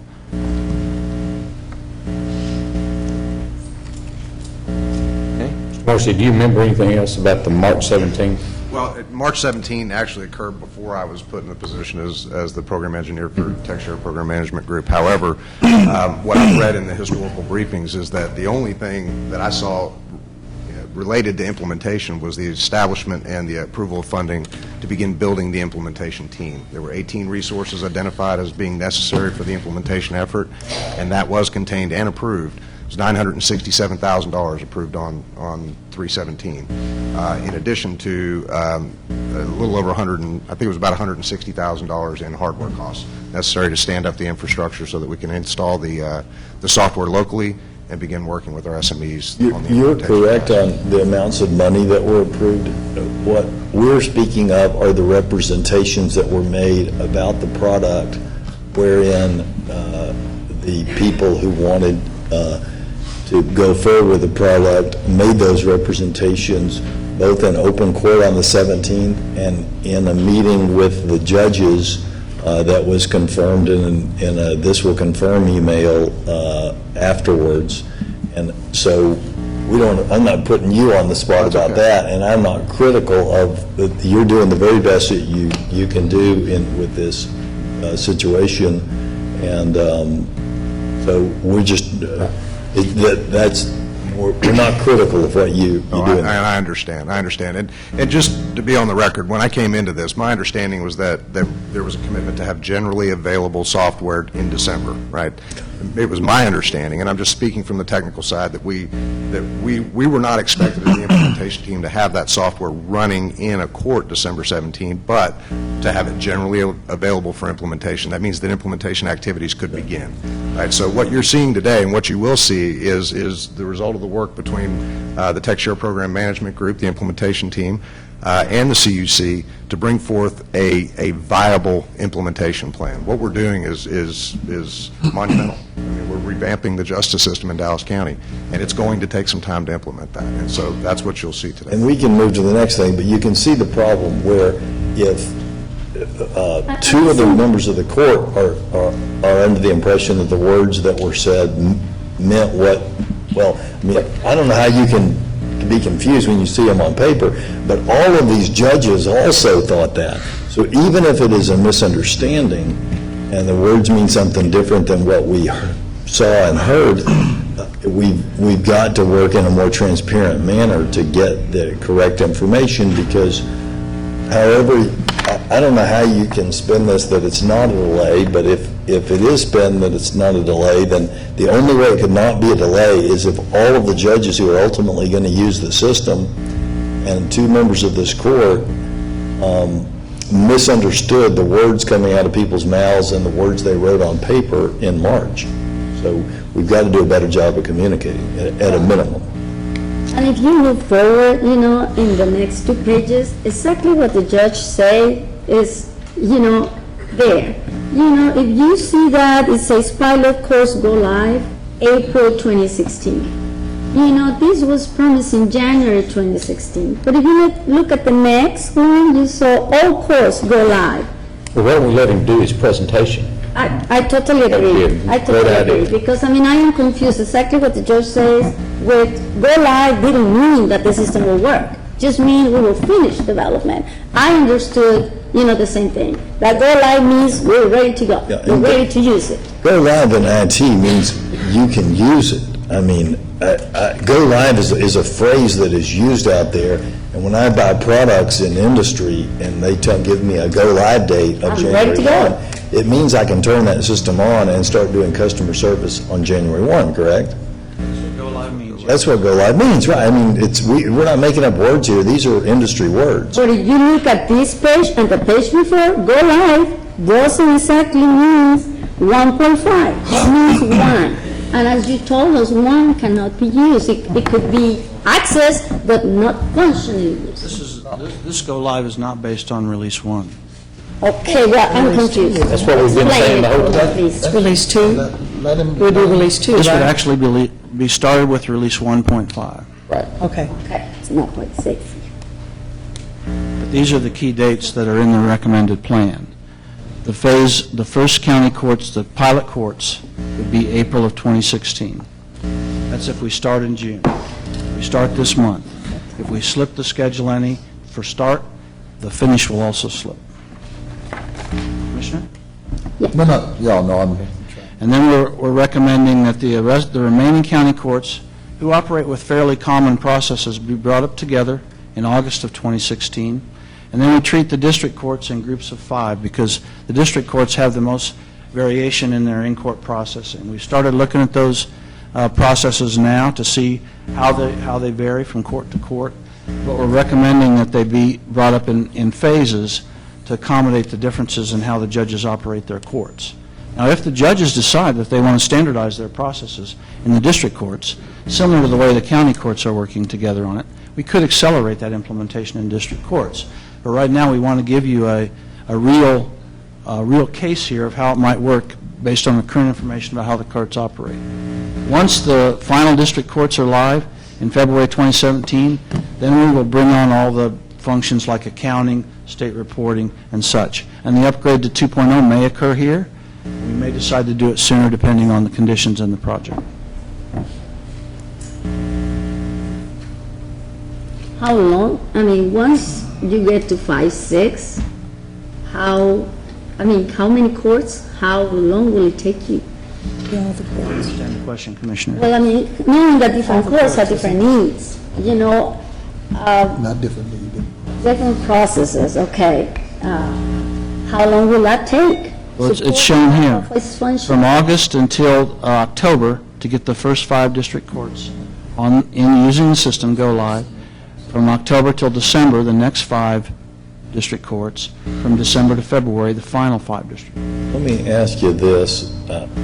When the demonstrations were done for all the judges and they evidenced that they were, what their desires were, one of the things that was impressive, I mean, ultimately, as we know, they all wanted the other system, but one of the things that they were impressed by with your presentation was your ability to have the system up and running faster than the proven company claimed they could have the system up and running.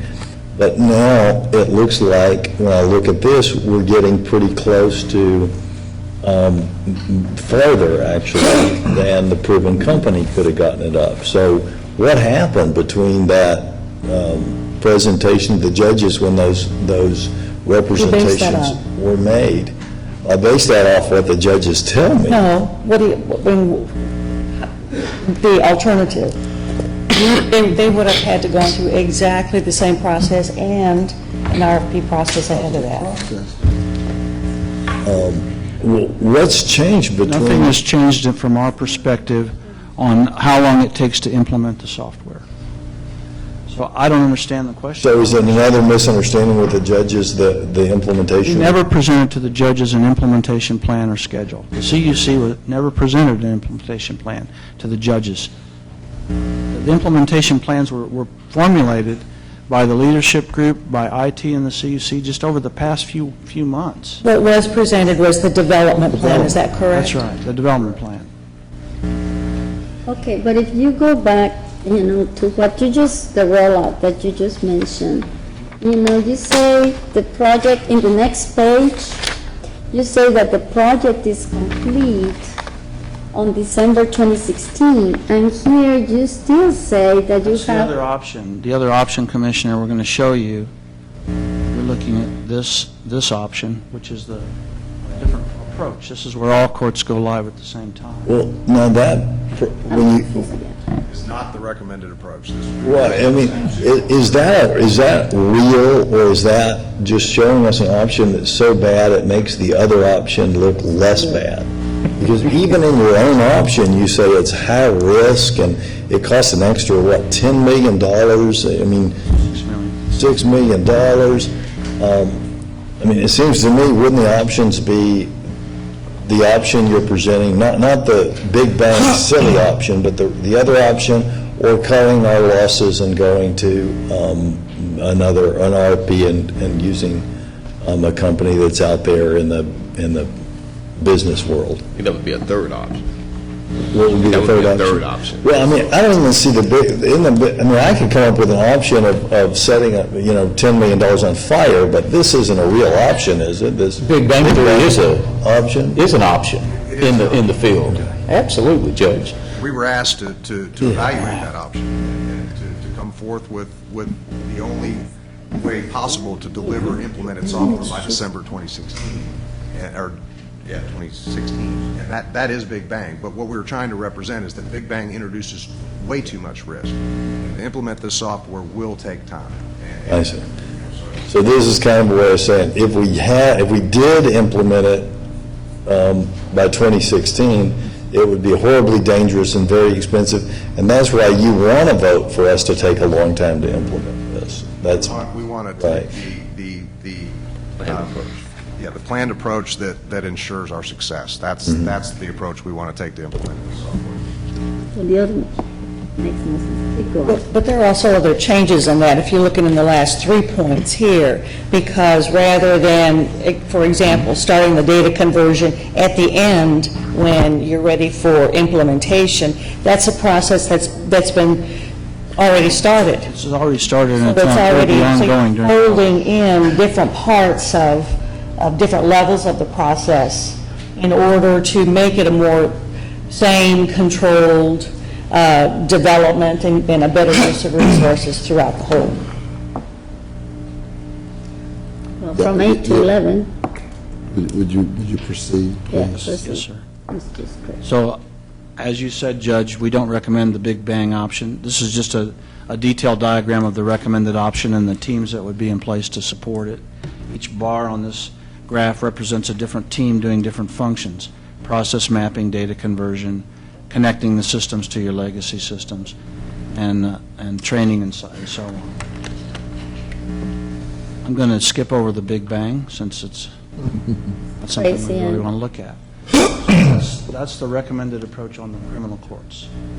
We also developed an implementation plan, and we're asking you to consider approving moving forward in the JP courts.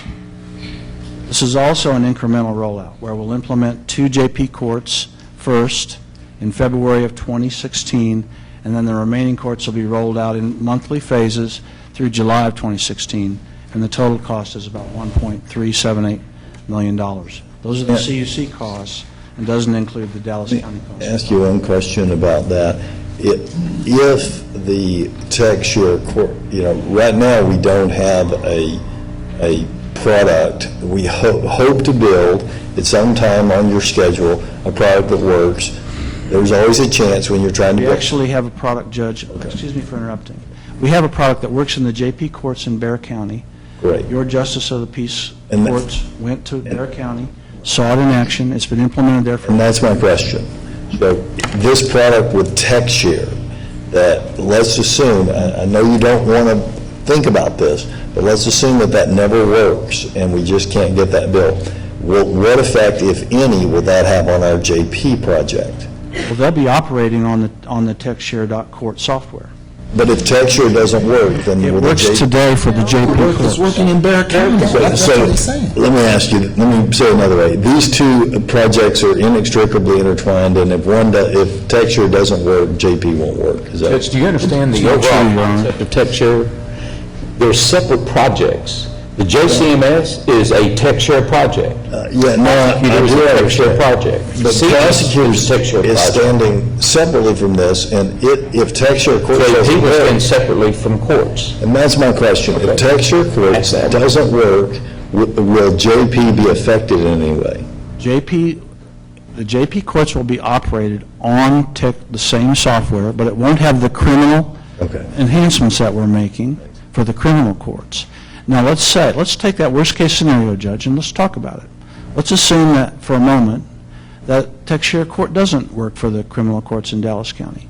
The JP courts will be operating until you make some other decision of how you want to go forward. It won't interfere with the JP courts continuing to function while you make some alternate... As they do today? Well, no, they would be on the new software. They would be on new software, not as they do today. They'd be on the TechShare.court software operating in the JP courts. And then you could make a decision. They could continue to operate there, and you could make a decision how you wanted to handle criminal courts, civil, and so on. Okay. Did I answer your question? Yes, you did.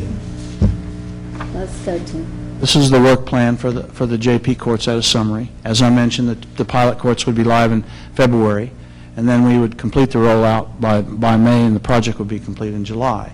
The plan here is to get you compliant with OCA reporting for JP courts, so that by the end of the fiscal year, you'd be in full compliance with the OCA reporting requirements. So now, this is a summary of the criminal court. This is the history of the implementation that we talked about before. These are the two plans that we had before MCED withdrew from the market, and this is the plan for the criminal court that we're recommending today in summary. So you can see that there has been slippage in implementation, but only because these two plans never came to fruition. We never brought them forward to Commissioners Court. We never agreed to start implementing Release 1. We never recommended it. We never asked for your approval. We never asked for a budget. This is the first time we've been before the court asking for a budget to implement TechShare Court. Yeah. Let's go through the numbers. Okay. Now we're going to look at the numbers. Now you're going to see the total program costs here. So you're going to see costs for every aspect of the program going forward. It's going to be in two parts, implementation and development costs, and then in maintenance and operation costs. But we were asked to present a total look at the program for the next 3 years.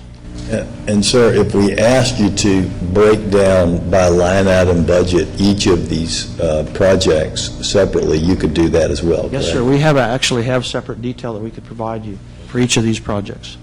I know I would, and I think the other commissioners would as well, like line item, as much detail as possible on each of the projects. Could you get us that? Yes, sir. Thank you, sir.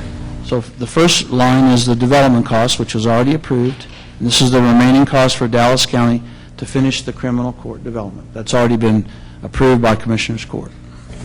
The second is the recommended budget for the CUC for the implementation of criminal courts over these 3 fiscal years for a total of $5.5 million. The third is the recommended approach for implementing the JP courts over 2 fiscal years at a total cost of $1.368 million.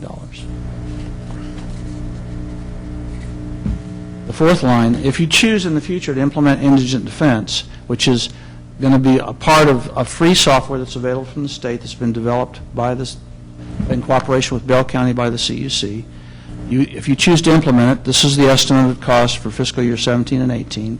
It could possibly be grant funded. You've applied for a grant in the past to fund this implementation, and then you withdrew that grant request. So you could decide to resubmit that grant request if you decide to implement the TechShare Indigent Defense software. The software is free. And finally, we're proposing that we continue to assist you with implementation of Prosecutor to roll that out entirely in use for the law enforcement agencies and defense across the county.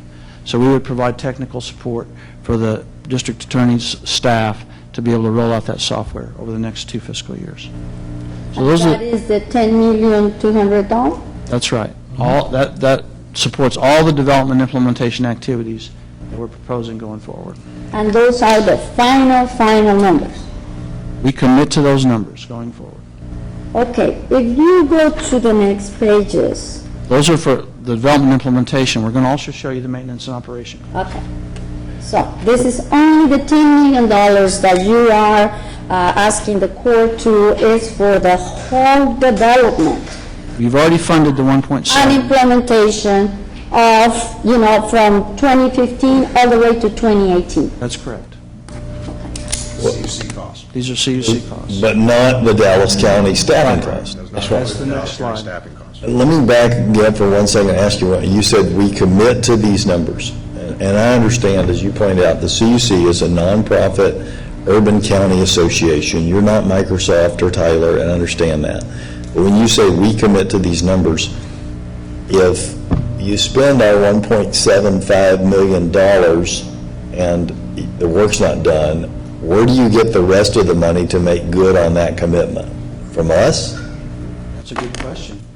So far, we've been able to deliver the projects within the funding that's been approved by But you've never done anything like this before as far as the scope of this project. You've always had a company like Tyler or someone behind you that does That's true, this. Your Honor. We developed the juvenile case management system ourselves. It's a .NET application that's owned and operated by the counties. It was developed by the urban counties. It's implemented in 238 counties in Texas. Are there any companies that specialize in IT that are involved in the juvenile? We use contractors to help us with the development of the software. That's true, but it's not a product that's provided by a company. It's software that was developed for the counties. Isn't Tyler involved in that? They're not involved in that. Okay. What's the big company that's involved in juvenile? Headspring was the development company that helped us use it, but they're no longer under contract. We're supporting it I think entirely. of CGIS, and Tyler is involved in that. CGIS. Tyler was involved in our CGIS program, but you're not a participant in that. But you agree with me, this is a bigger undertaking than we've undertaken before. It's a bigger undertaking than the development of juvenile or prosecutor. Okay. So if we don't, when you say you commit to the number, does that mean that there is some fund other than the taxpayers if there's an overage? There's no other fund other than the reserves of the association. With the reserves of the association, which is not our taxpayer funds, it's some of ours, but I guess it's some of others too, kick in? Or are you talking about the reserves that are just Dallas and Tarrant County? No, they're reserves of the association in the whole.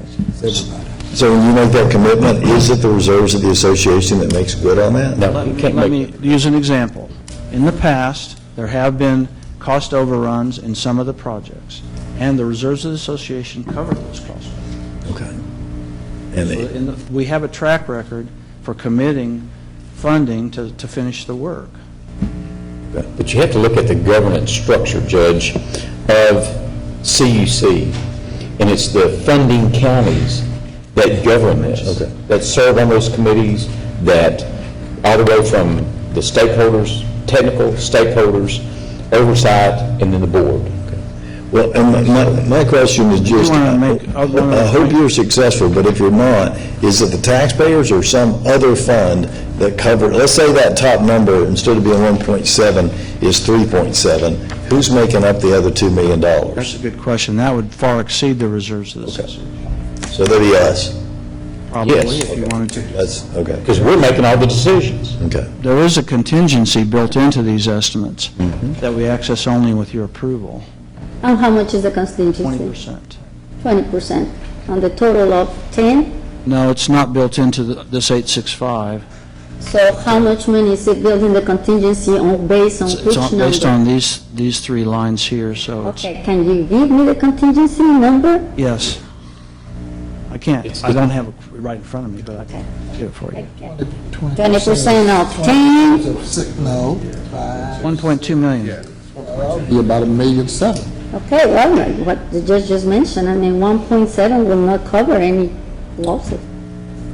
No, he said 2 million over. The contingency that Dallas County set aside is shown on this next slide. But if it's our contingency, it's all our taxpayers' money. All taxpayers. When you say you commit to 1.75, you're just saying, I'm going to do my best to get it 1.75, and if this doesn't work, it's up to your taxpayers to make up the And you difference. have to cover the cost. It's really a matter of managing scope and making sure that we deliver the scope that's promised for the budget. Isn't that also something that you might see, because this is a 3-year, 4-year project, So that's something that you might be seeing a year into and going, oh, there's some areas that we have to address. What do we need to adjust in order Because to meet counties that? want to address it. Because You're specifically talking about the 1.7. You're specifically talking about this line as I understand it.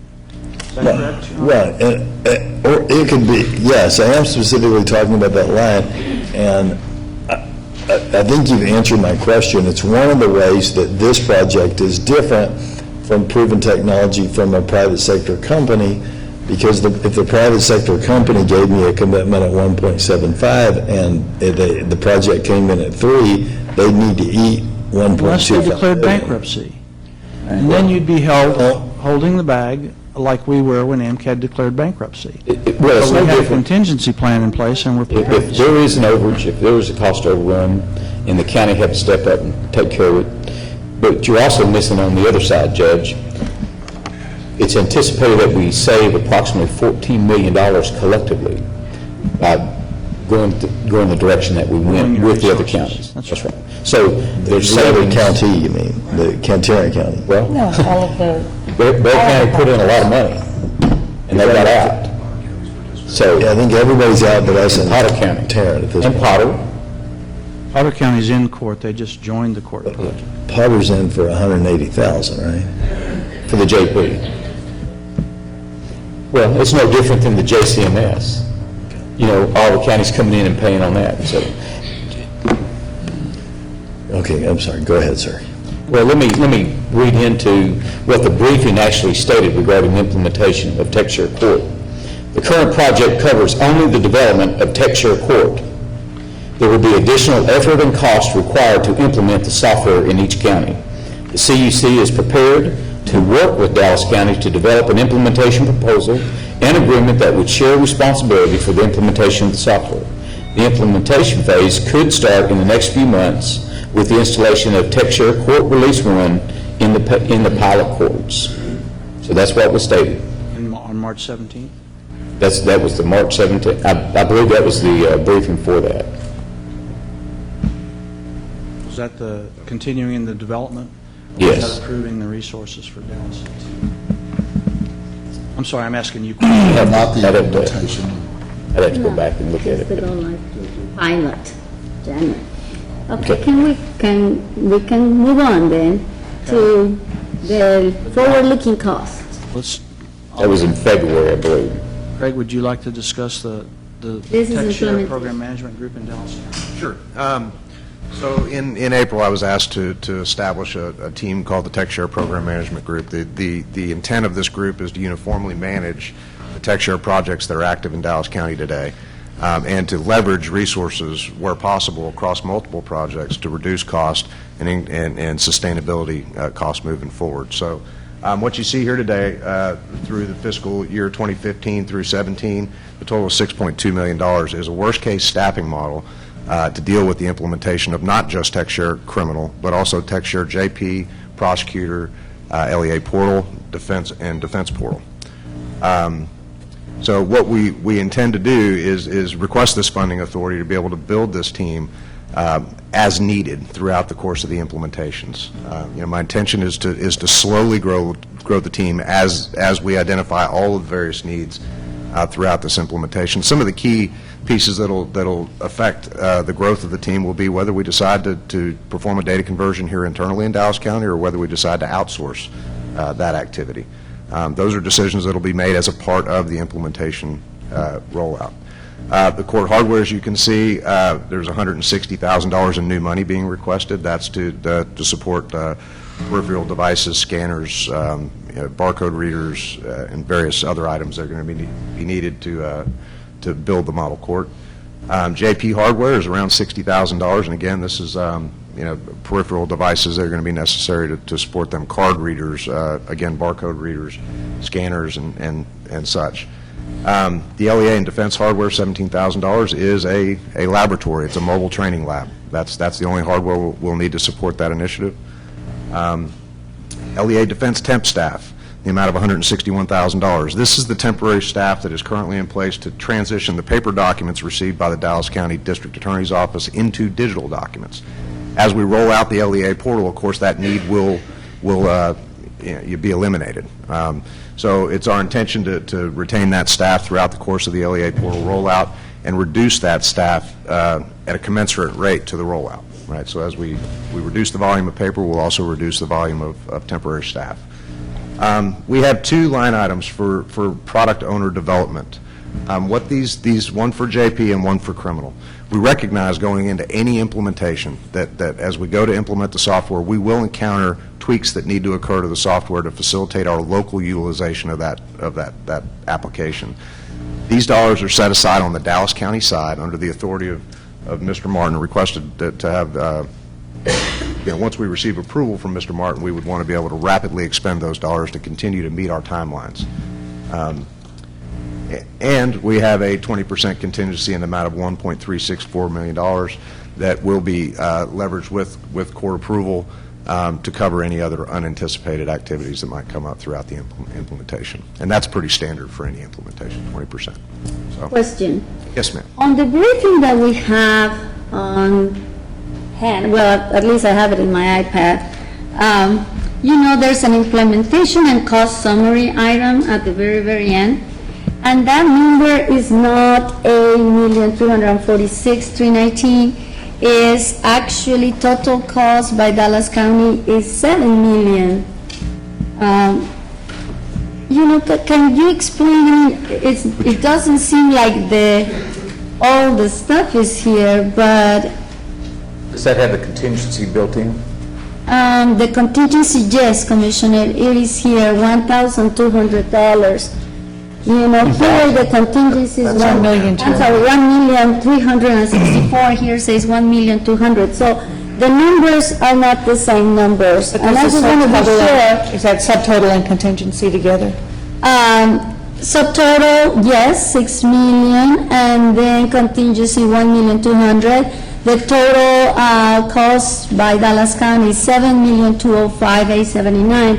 And what I have here is $8 million. I just want to be sure that it's the same thing, since I just got this over the weekend. And I'm a little confused. The 7.6. can you check it, Mr. Martin, on your iPad? Is the last item on the tech share, the last one, where it says tech share program cost summary?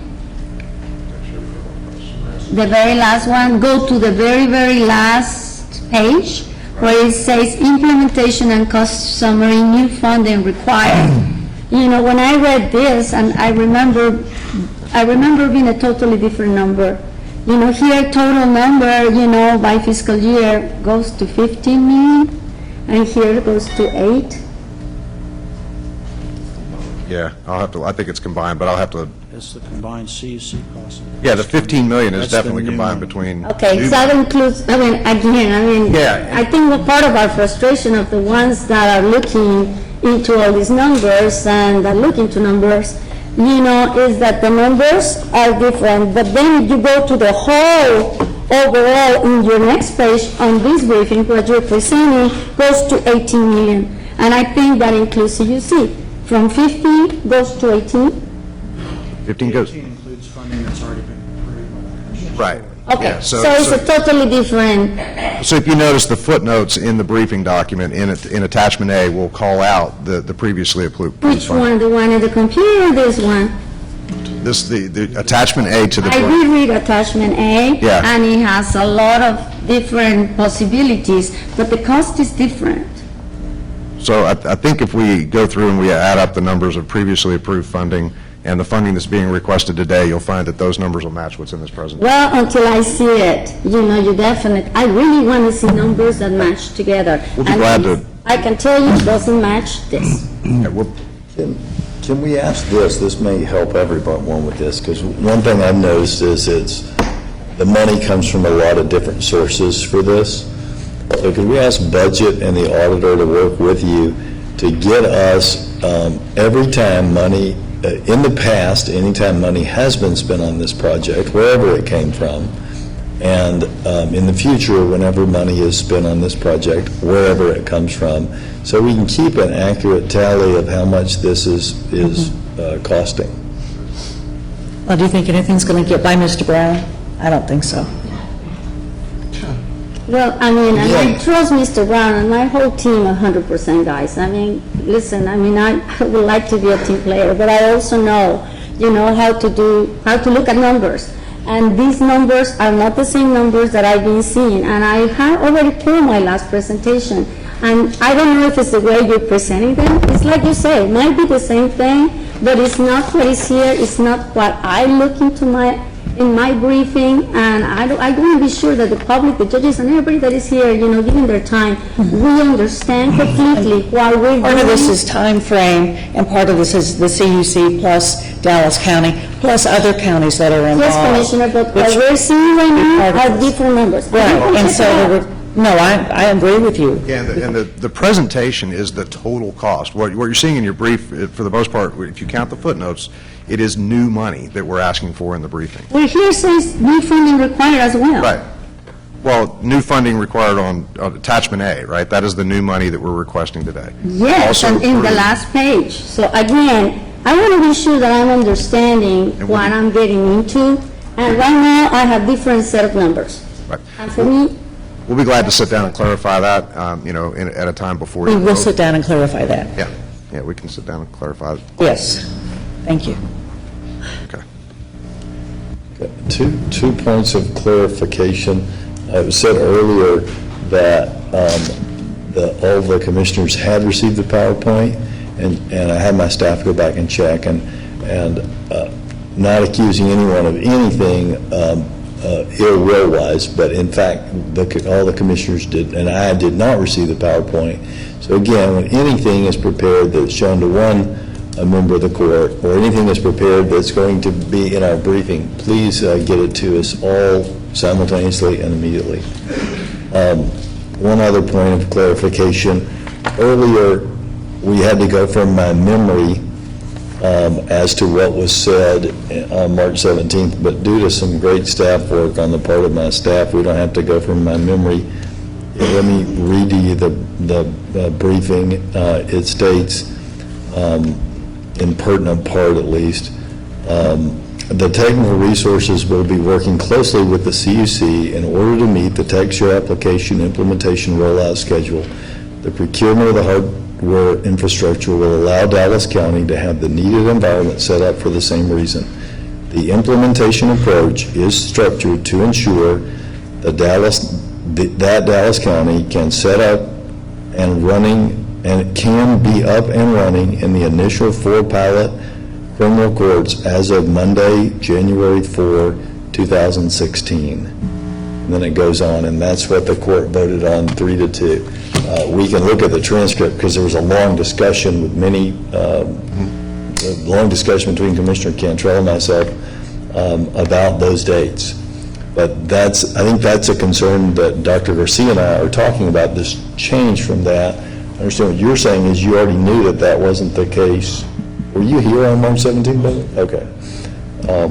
And Mr. Morrissey, you weren't in charge, but did you know at the time that was not accurate? I was asked to assess, when I came on in April, I was asked to assess the current implementation strategy and to bring forth, it was made very clear to me, to bring forth a plan that would most assuredly would ensure success. And that's what I've done.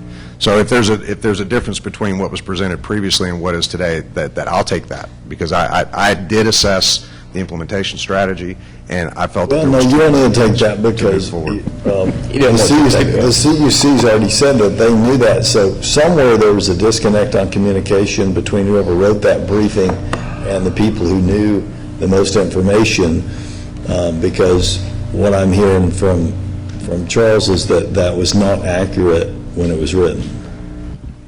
That wasn't your belief when it was written. I did not review that brief. Okay. Charles, you're not, basically what the judge is saying is that you're stating that we could not implement Release 1 regardless. We're not saying that. I am saying that. Well- I'm saying that it would not be in your best interest. Not what's in our best interest. If we implemented Release 1, you could have got the court locations, problem worked out, and you could have added the bond. Location and in-court processing were the two issues. Bond was not an issue. Okay. for the pilot. But And between March and December, you're saying that issue couldn't have been worked out to where you could have implemented that? It could have been, but we didn't understand the intent was to still to implement Release 1. I understand. That's where our team made the decision not to implement that. Is that correct? That's my understanding. We would have had to approve an implementation budget in March in order to meet the January And what the deadline. judge was reading goes on to say that not having these technical resources, because it talked about having to have all those resources, and not procuring these IT infrastructure assets could adversely impact the implementation timetable for the Texas Court project. So, but it was our team that made that decision. And our team made that decision months and months before the March 17th meeting. So we can't sit here and say the reason that we're not going to have 4 courts up and running in January is because of a decision that was made before the document I just read was written. Because the document that was written and signed off by the IT department would have known what the IT team decided. So I am interested in knowing from IT and staff, where was the communication disconnect that allowed us to get a briefing promising 4 courts being up and running in January, when, according to what you brought out today, Commissioner Cantrell, This never guaranteed 4 courts up and running in January unless the implementation plan was funded and approved. and was it not, well, what... No, this is the first time we've moved forward with the implementation plan. So the team, the Dallas County team, made the decision that instead of implementing, they made that decision even after this. Well, but they made it before March 17th, so you can't use that as an excuse to not be on time. What do you mean? There was no implementation.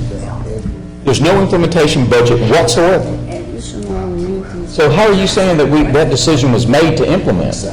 What I'm saying is the briefing, the words on the paper, the words coming out of your mouth that day, and the words that I'm told were said over and over to judges in a meeting that you had with them, was that you would have certain courts up and running. Right. And now we're hearing that that is not the case. We could have implemented... Because of a decision that was made before then. If the team and Charles and IT had said, yes, we can implement, we'll go ahead and implement Release 1, we could have been up and running in January of 2016 in those 4 courts. Is that correct, Charles? We had an implementation. Right, absolutely. Commissioner, that's irrelevant because those decisions were made months before you made all your promises to this court and those judges. Wasn't made by me. Well, all right. You can say whatever you want to, Judge. You voted against this anyway. I wasn't at the meeting with the judges, and if you say you didn't say those things, that's... I'm saying we could have been implemented in those courts by January of 2016 had we moved forward with implementation with Release 1. There is no doubt in my mind whatsoever, period. Now, if the team pulls that and everybody decides we're not going to implement until we get the final development... If the team pulls it well before March 17th. We could have still moved forward and made that decision. And it could have been implemented. Matter of fact, because the decision was made that we wanted a fully functioning system in the courts as opposed to pieces. And that's what the courts wanted. They didn't want 1, they didn't want 1.5, they wanted a fully functioning And that's what the judge wanted. I can't change what they want. What they want is proven technology from a real... Right, and you're still trying to get that for them, but this court's made a decision to move forward, Judge. So just for the record, I want to be sure, the total cost for implementation, what this briefing is all about, is $18,546,443. Is that what you're asking? Well, now, listen to her question. Listen. Okay. Development, finishing development is 1.7. The total funded. number. It's committed. Okay. How much exactly are you asking this court for implementation? For what? The court system? For the court Or for the system? JP system? For, I mean, the Indigent defense? table that I have here, the whole amount for everything. New money or? And it's not correct? Money for everything. $15.653 million, ma'am. And when you count in the old money, that's where you get the 18? Yes. That's correct. Okay. So. We'll have that broken down for you, 'cause I NCC. understand you want to see that. So the total amount is $6,982,099. All of it. Some of that in JP. That's the number. Is it? Dallas County. Right. So, once you add everything, goes to the 18. 18, right. That's CEC, that's everything. Okay. If we pull the plug today, we're out $3.5 million, right? How much you spent on development? Yeah. Well, Development and The whole license. thing's 18 million and you need 15, I'm just trying to. Whoa. See how they're lumping it together? You can't lump that together, Judge. Implementation cost for this is $5 million. It's $5.5 million. How much money? I'm just asking how much money we spent so far. Probably a badly worded question on my part. If we spent $6 million or $3 million? We Spent $8 million. we need 6 million to finish. I'm sorry, $8 million so far. And why would we want to get out, Judge? If you want to have that same debate we had before we decided to move forward? Commissioner, it was probably a badly worded question. I'm trying to figure out how much we've spent so far so I can add how much we're going to spend.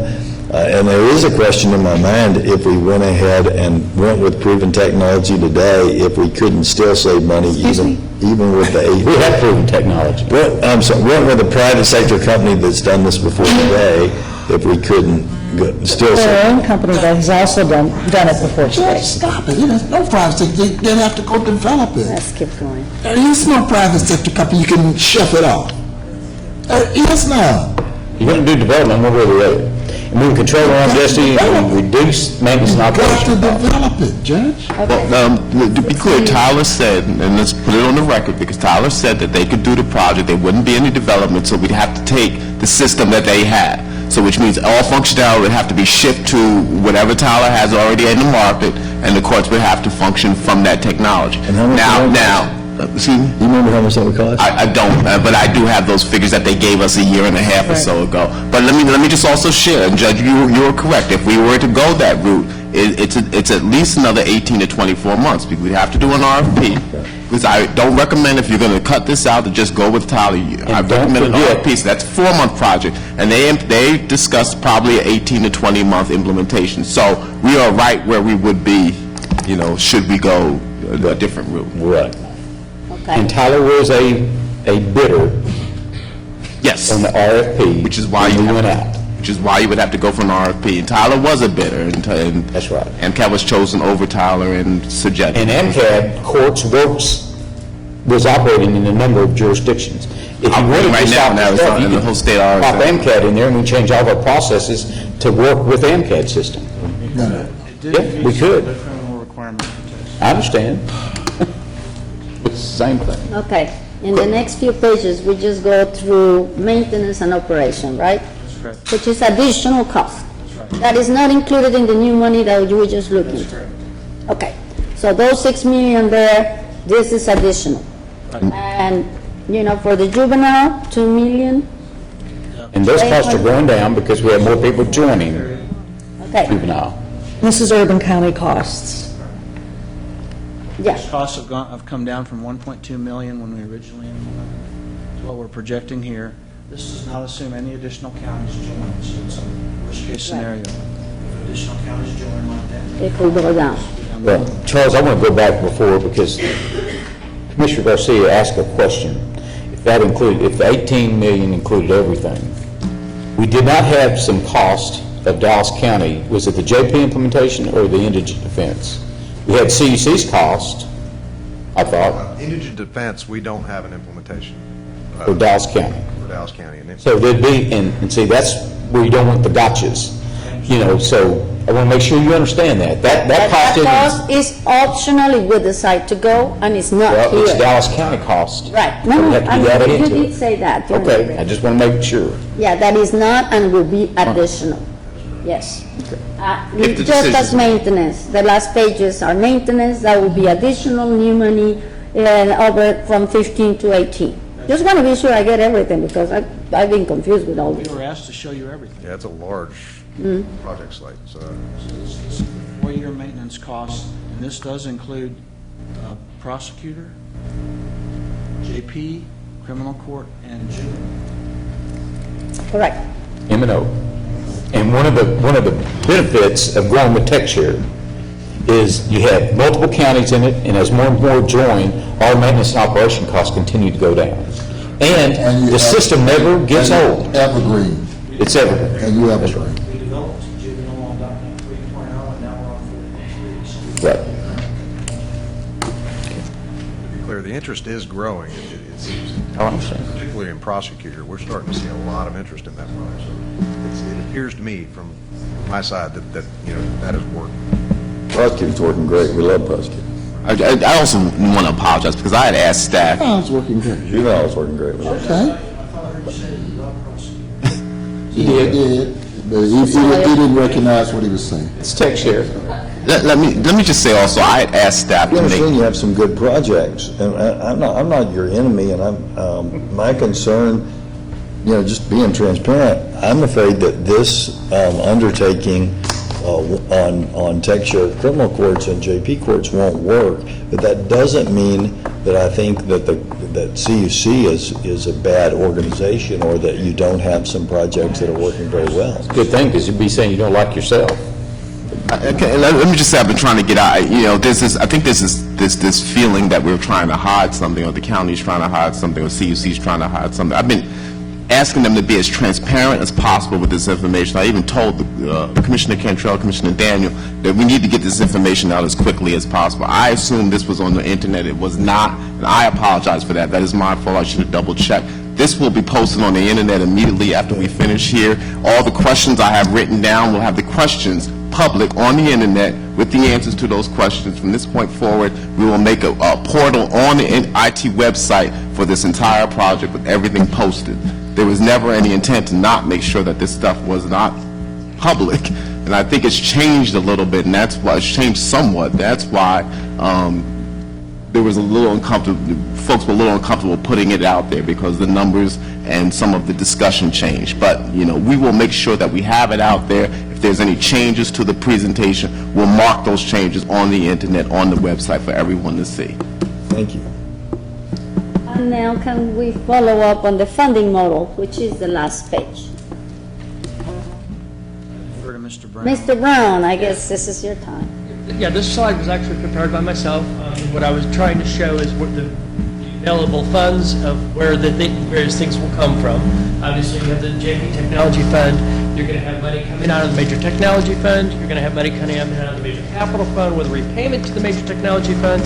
I wanted to kind of show you the concept that we agreed upon, which was the 10-year rolling payback, how that flowed, what that looked like. And then I wanted to kind of give the IT department an idea of the new money coming in related to the 0.2 cents that we hope to be able to transfer over to them from the general fund, and to show the new property value growth dollars, and then to show that there will be additional funds within the Major Technology Fund to do other projects, not just this project, to be able to meet all the needs that we have going forward. Question, Mr. Brown. You say as May of 2015, the Mayor Technology Fund has borrowed from the Capital Fund $14,316,000, whatever's in the briefing, and has repaid $2.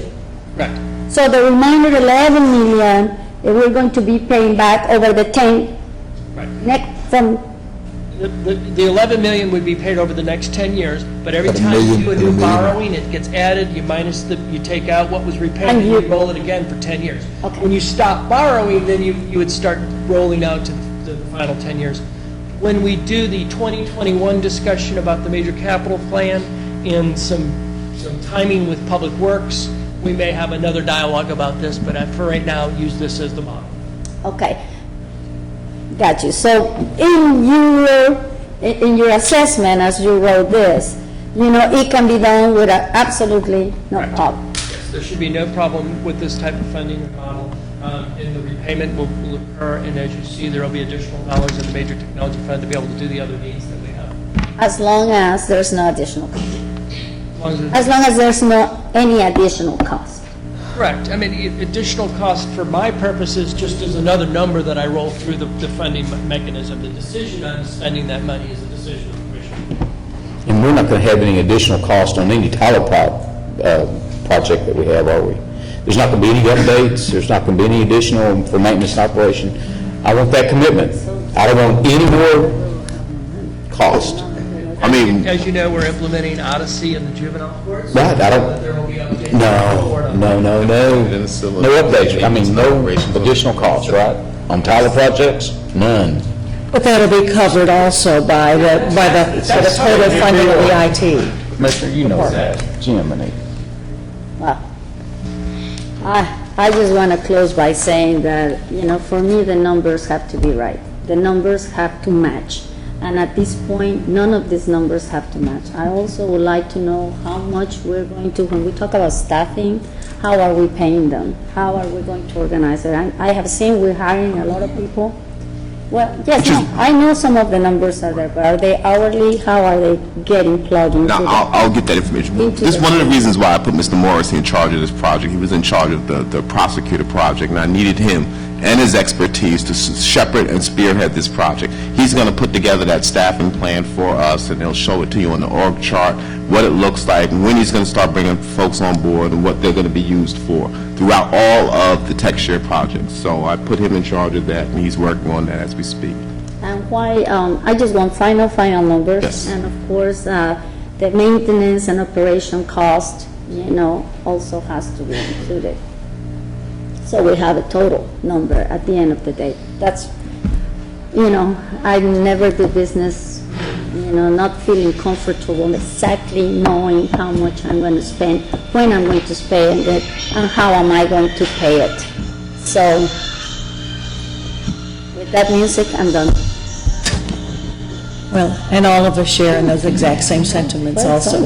We do want to know what the bottom line is, and I know that you will create that by time frame, why it would seem that the numbers do not match up, because I have confidence, in fact, too, that they do match up, taking into account what has already been paid, and then looking at the combined project, which you have, Craig, have taken over in April of 2015. I want to thank both of you. I want you to understand, for me, this is just business concerns. It's not concerns about your integrity or your ability or your IT skill or your intellect. I think you're both fine people. I think there's a lot of fine people that are working on the project. I would ask that as court orders come forward on this, Commissioner Garcia and I have abstained in the past, and I plan to abstain in the future, and I choose to abstain rather than voting no on these projects, partly out of, largely out of respect for the will of the court, as there is a 3-2 decision to go forward with this project, but also because I don't want to do anything, and I don't want to speak for Commissioner Garcia, but I think she feels the same way.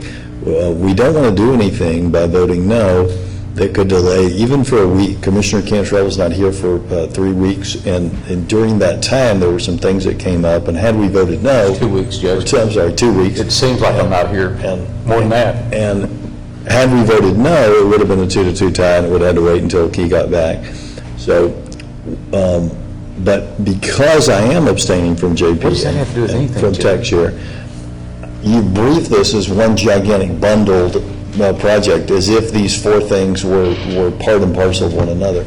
And I would ask that and this is beyond CUC's functionality, this is more of an admin thing, I'd ask that these orders be briefed so that if we choose to vote for prosecutor module or juvenile budgets and abstain from others, we can do so, brief them separately.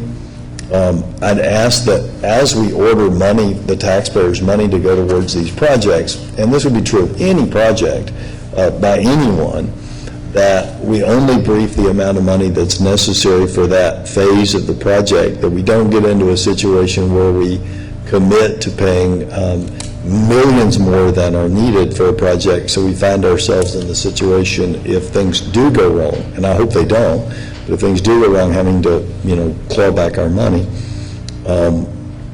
And I appreciate what you said, Darrell, about trying to get the information out to everyone at the same time. And I think it's really helpful because of all, as you pointed out, Ryan, because you've got so many different pots where the money's coming from. But ultimately, it's like if you had 10 different credit cards, at the end of the day, you still got to pay the money. So if we can, that's another great way to do transparency, to find out how much these actually cost, and just track these things, with what we're saying today, and then when a change happens, what that change is. Maybe we'll have a good change along the way. Thank y'all so much for taking the time to brief us. Does that conclude your briefing agenda? You have 3 speakers listed. Will the Bella please read the rules of decorum for our public speakers? All Commissioner Court attendees are hereby advised that this meeting is conducted in accordance with the provisions of Dallas County Code, Section 74-71. Visitors and registered speakers serve order and decorum at all times. Personal, profane, or slanderous remarks are not appropriate and will not be allowed at any time during this public meeting. Any and all applause be kept brief in observance to time constraints. Disruptive visitors and registered speakers may be removed and are subject to the penalties provided in the State of Texas Penal Code, Sections 38.13, 42.01, and 42.05. Registered individual speakers are limited to a maximum of 3 minutes, and a maximum discussion on any one topic is limited to 30 minutes.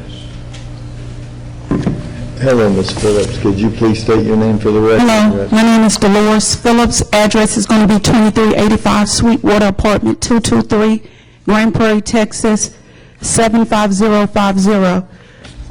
These documents have already been filed with the city secretary office and all other documents that I passed out to you. What I wanted to say is that the people, not just here, people outside of Dallas and outside of Texas has a right to know about corruption and how corruption begets corruption.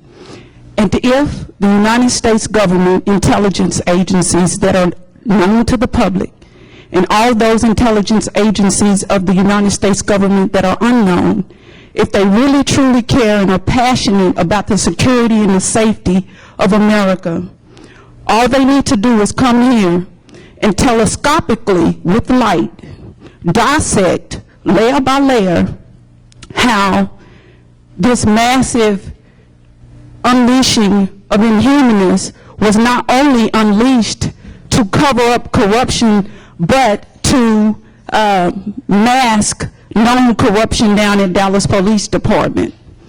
I also wanted to say that what happens here can perfectly explain how ISIS recruit, their structure, their components, how ISIS recruit not under the name of ISIS but also by other names, because here racism is masked under other names. So is sexism, so are other crimes against humanity and injustices against minorities. What I wanted to say, Honorable Jenkins, is when I was discriminated against in 2007, I couldn't understand why courts and EEOC, TWCCRD re-victimized me for what I know they know me to be telling the truth. So what I wanted to say is that it is documented that I'm actually battled by systemic racism. And even though a minority might be originally enduring justices by what they call racism from a non-minority, what reinforces the injustices to continue are the minorities behind the scenes who directly, indirectly, knowingly, unknowingly, intentionally, or unintentionally come along and collaborate with the cover-up. When they covered up and altered the 911 call in 2009, they came back and did the same thing in 2013 with the Green Oaks video. That's why they didn't release all the video. That's why they release bits and clips. And it's very important that the public knows, and I'm going to endure the consequences. When I alleged that the FBI did not protect me as if I was a white daughter or a white student or a white citizen, that remains to be true.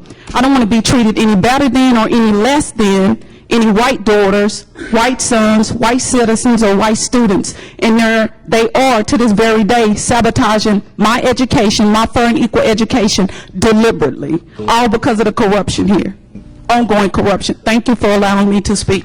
Yes, ma'am. All right. Our next speaker is Mr. James Dunn.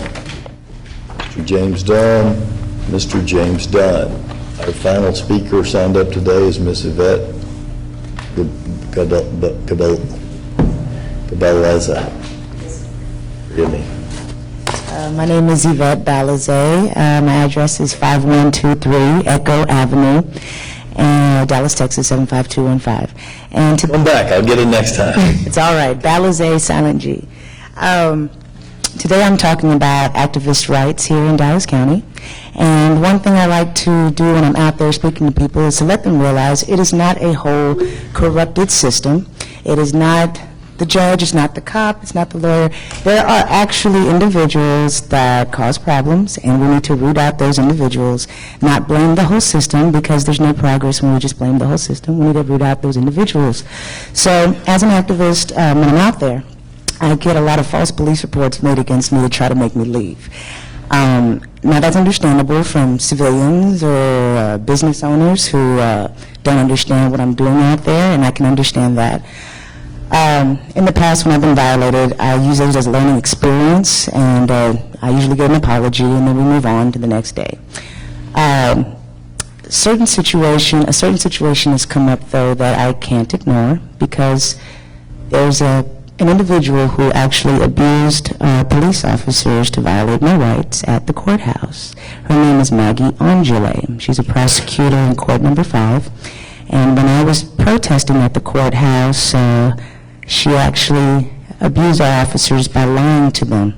And I'm not going to, I videotape all these things and document everything, and I'm not going to out these officers now. I'm going to protect their anonymity, but I'm here just to make a public record and a public statement that Prosecutor Maggie Angele did abuse. Yeah, ma'am. Yeah, here's our rules. You've already said the name, and I should have stopped you then, but we can't say anything. These are the rules I inherited. Right. But we can't say anything personally about any individual, so if you can just say the prosecutor. Okay, I'm sorry. The prosecutor in court number 5, she abused, she had a bad day, and she chose to abuse police officers to make me leave. These officers are great officers. And I want people to know that these people are just following somebody else's orders, and they did not like what they had to do. They actually apologized to me. They kept asking me to come on back. Right? So the reason why I'm here, like I said, is to make public record of what has happened, to let people know that I am pursuing the situation, because when it's from a civilian, it's understandable. When it's from a business owner, it's understandable. When it's from a prosecutor who's supposed to know the law and abuses it grotesquely like that, it needs to be addressed. The other thing is I spent 70 hours protesting in the sun to give this person the opportunity just to apologize, just be human and apologize to me for violating me.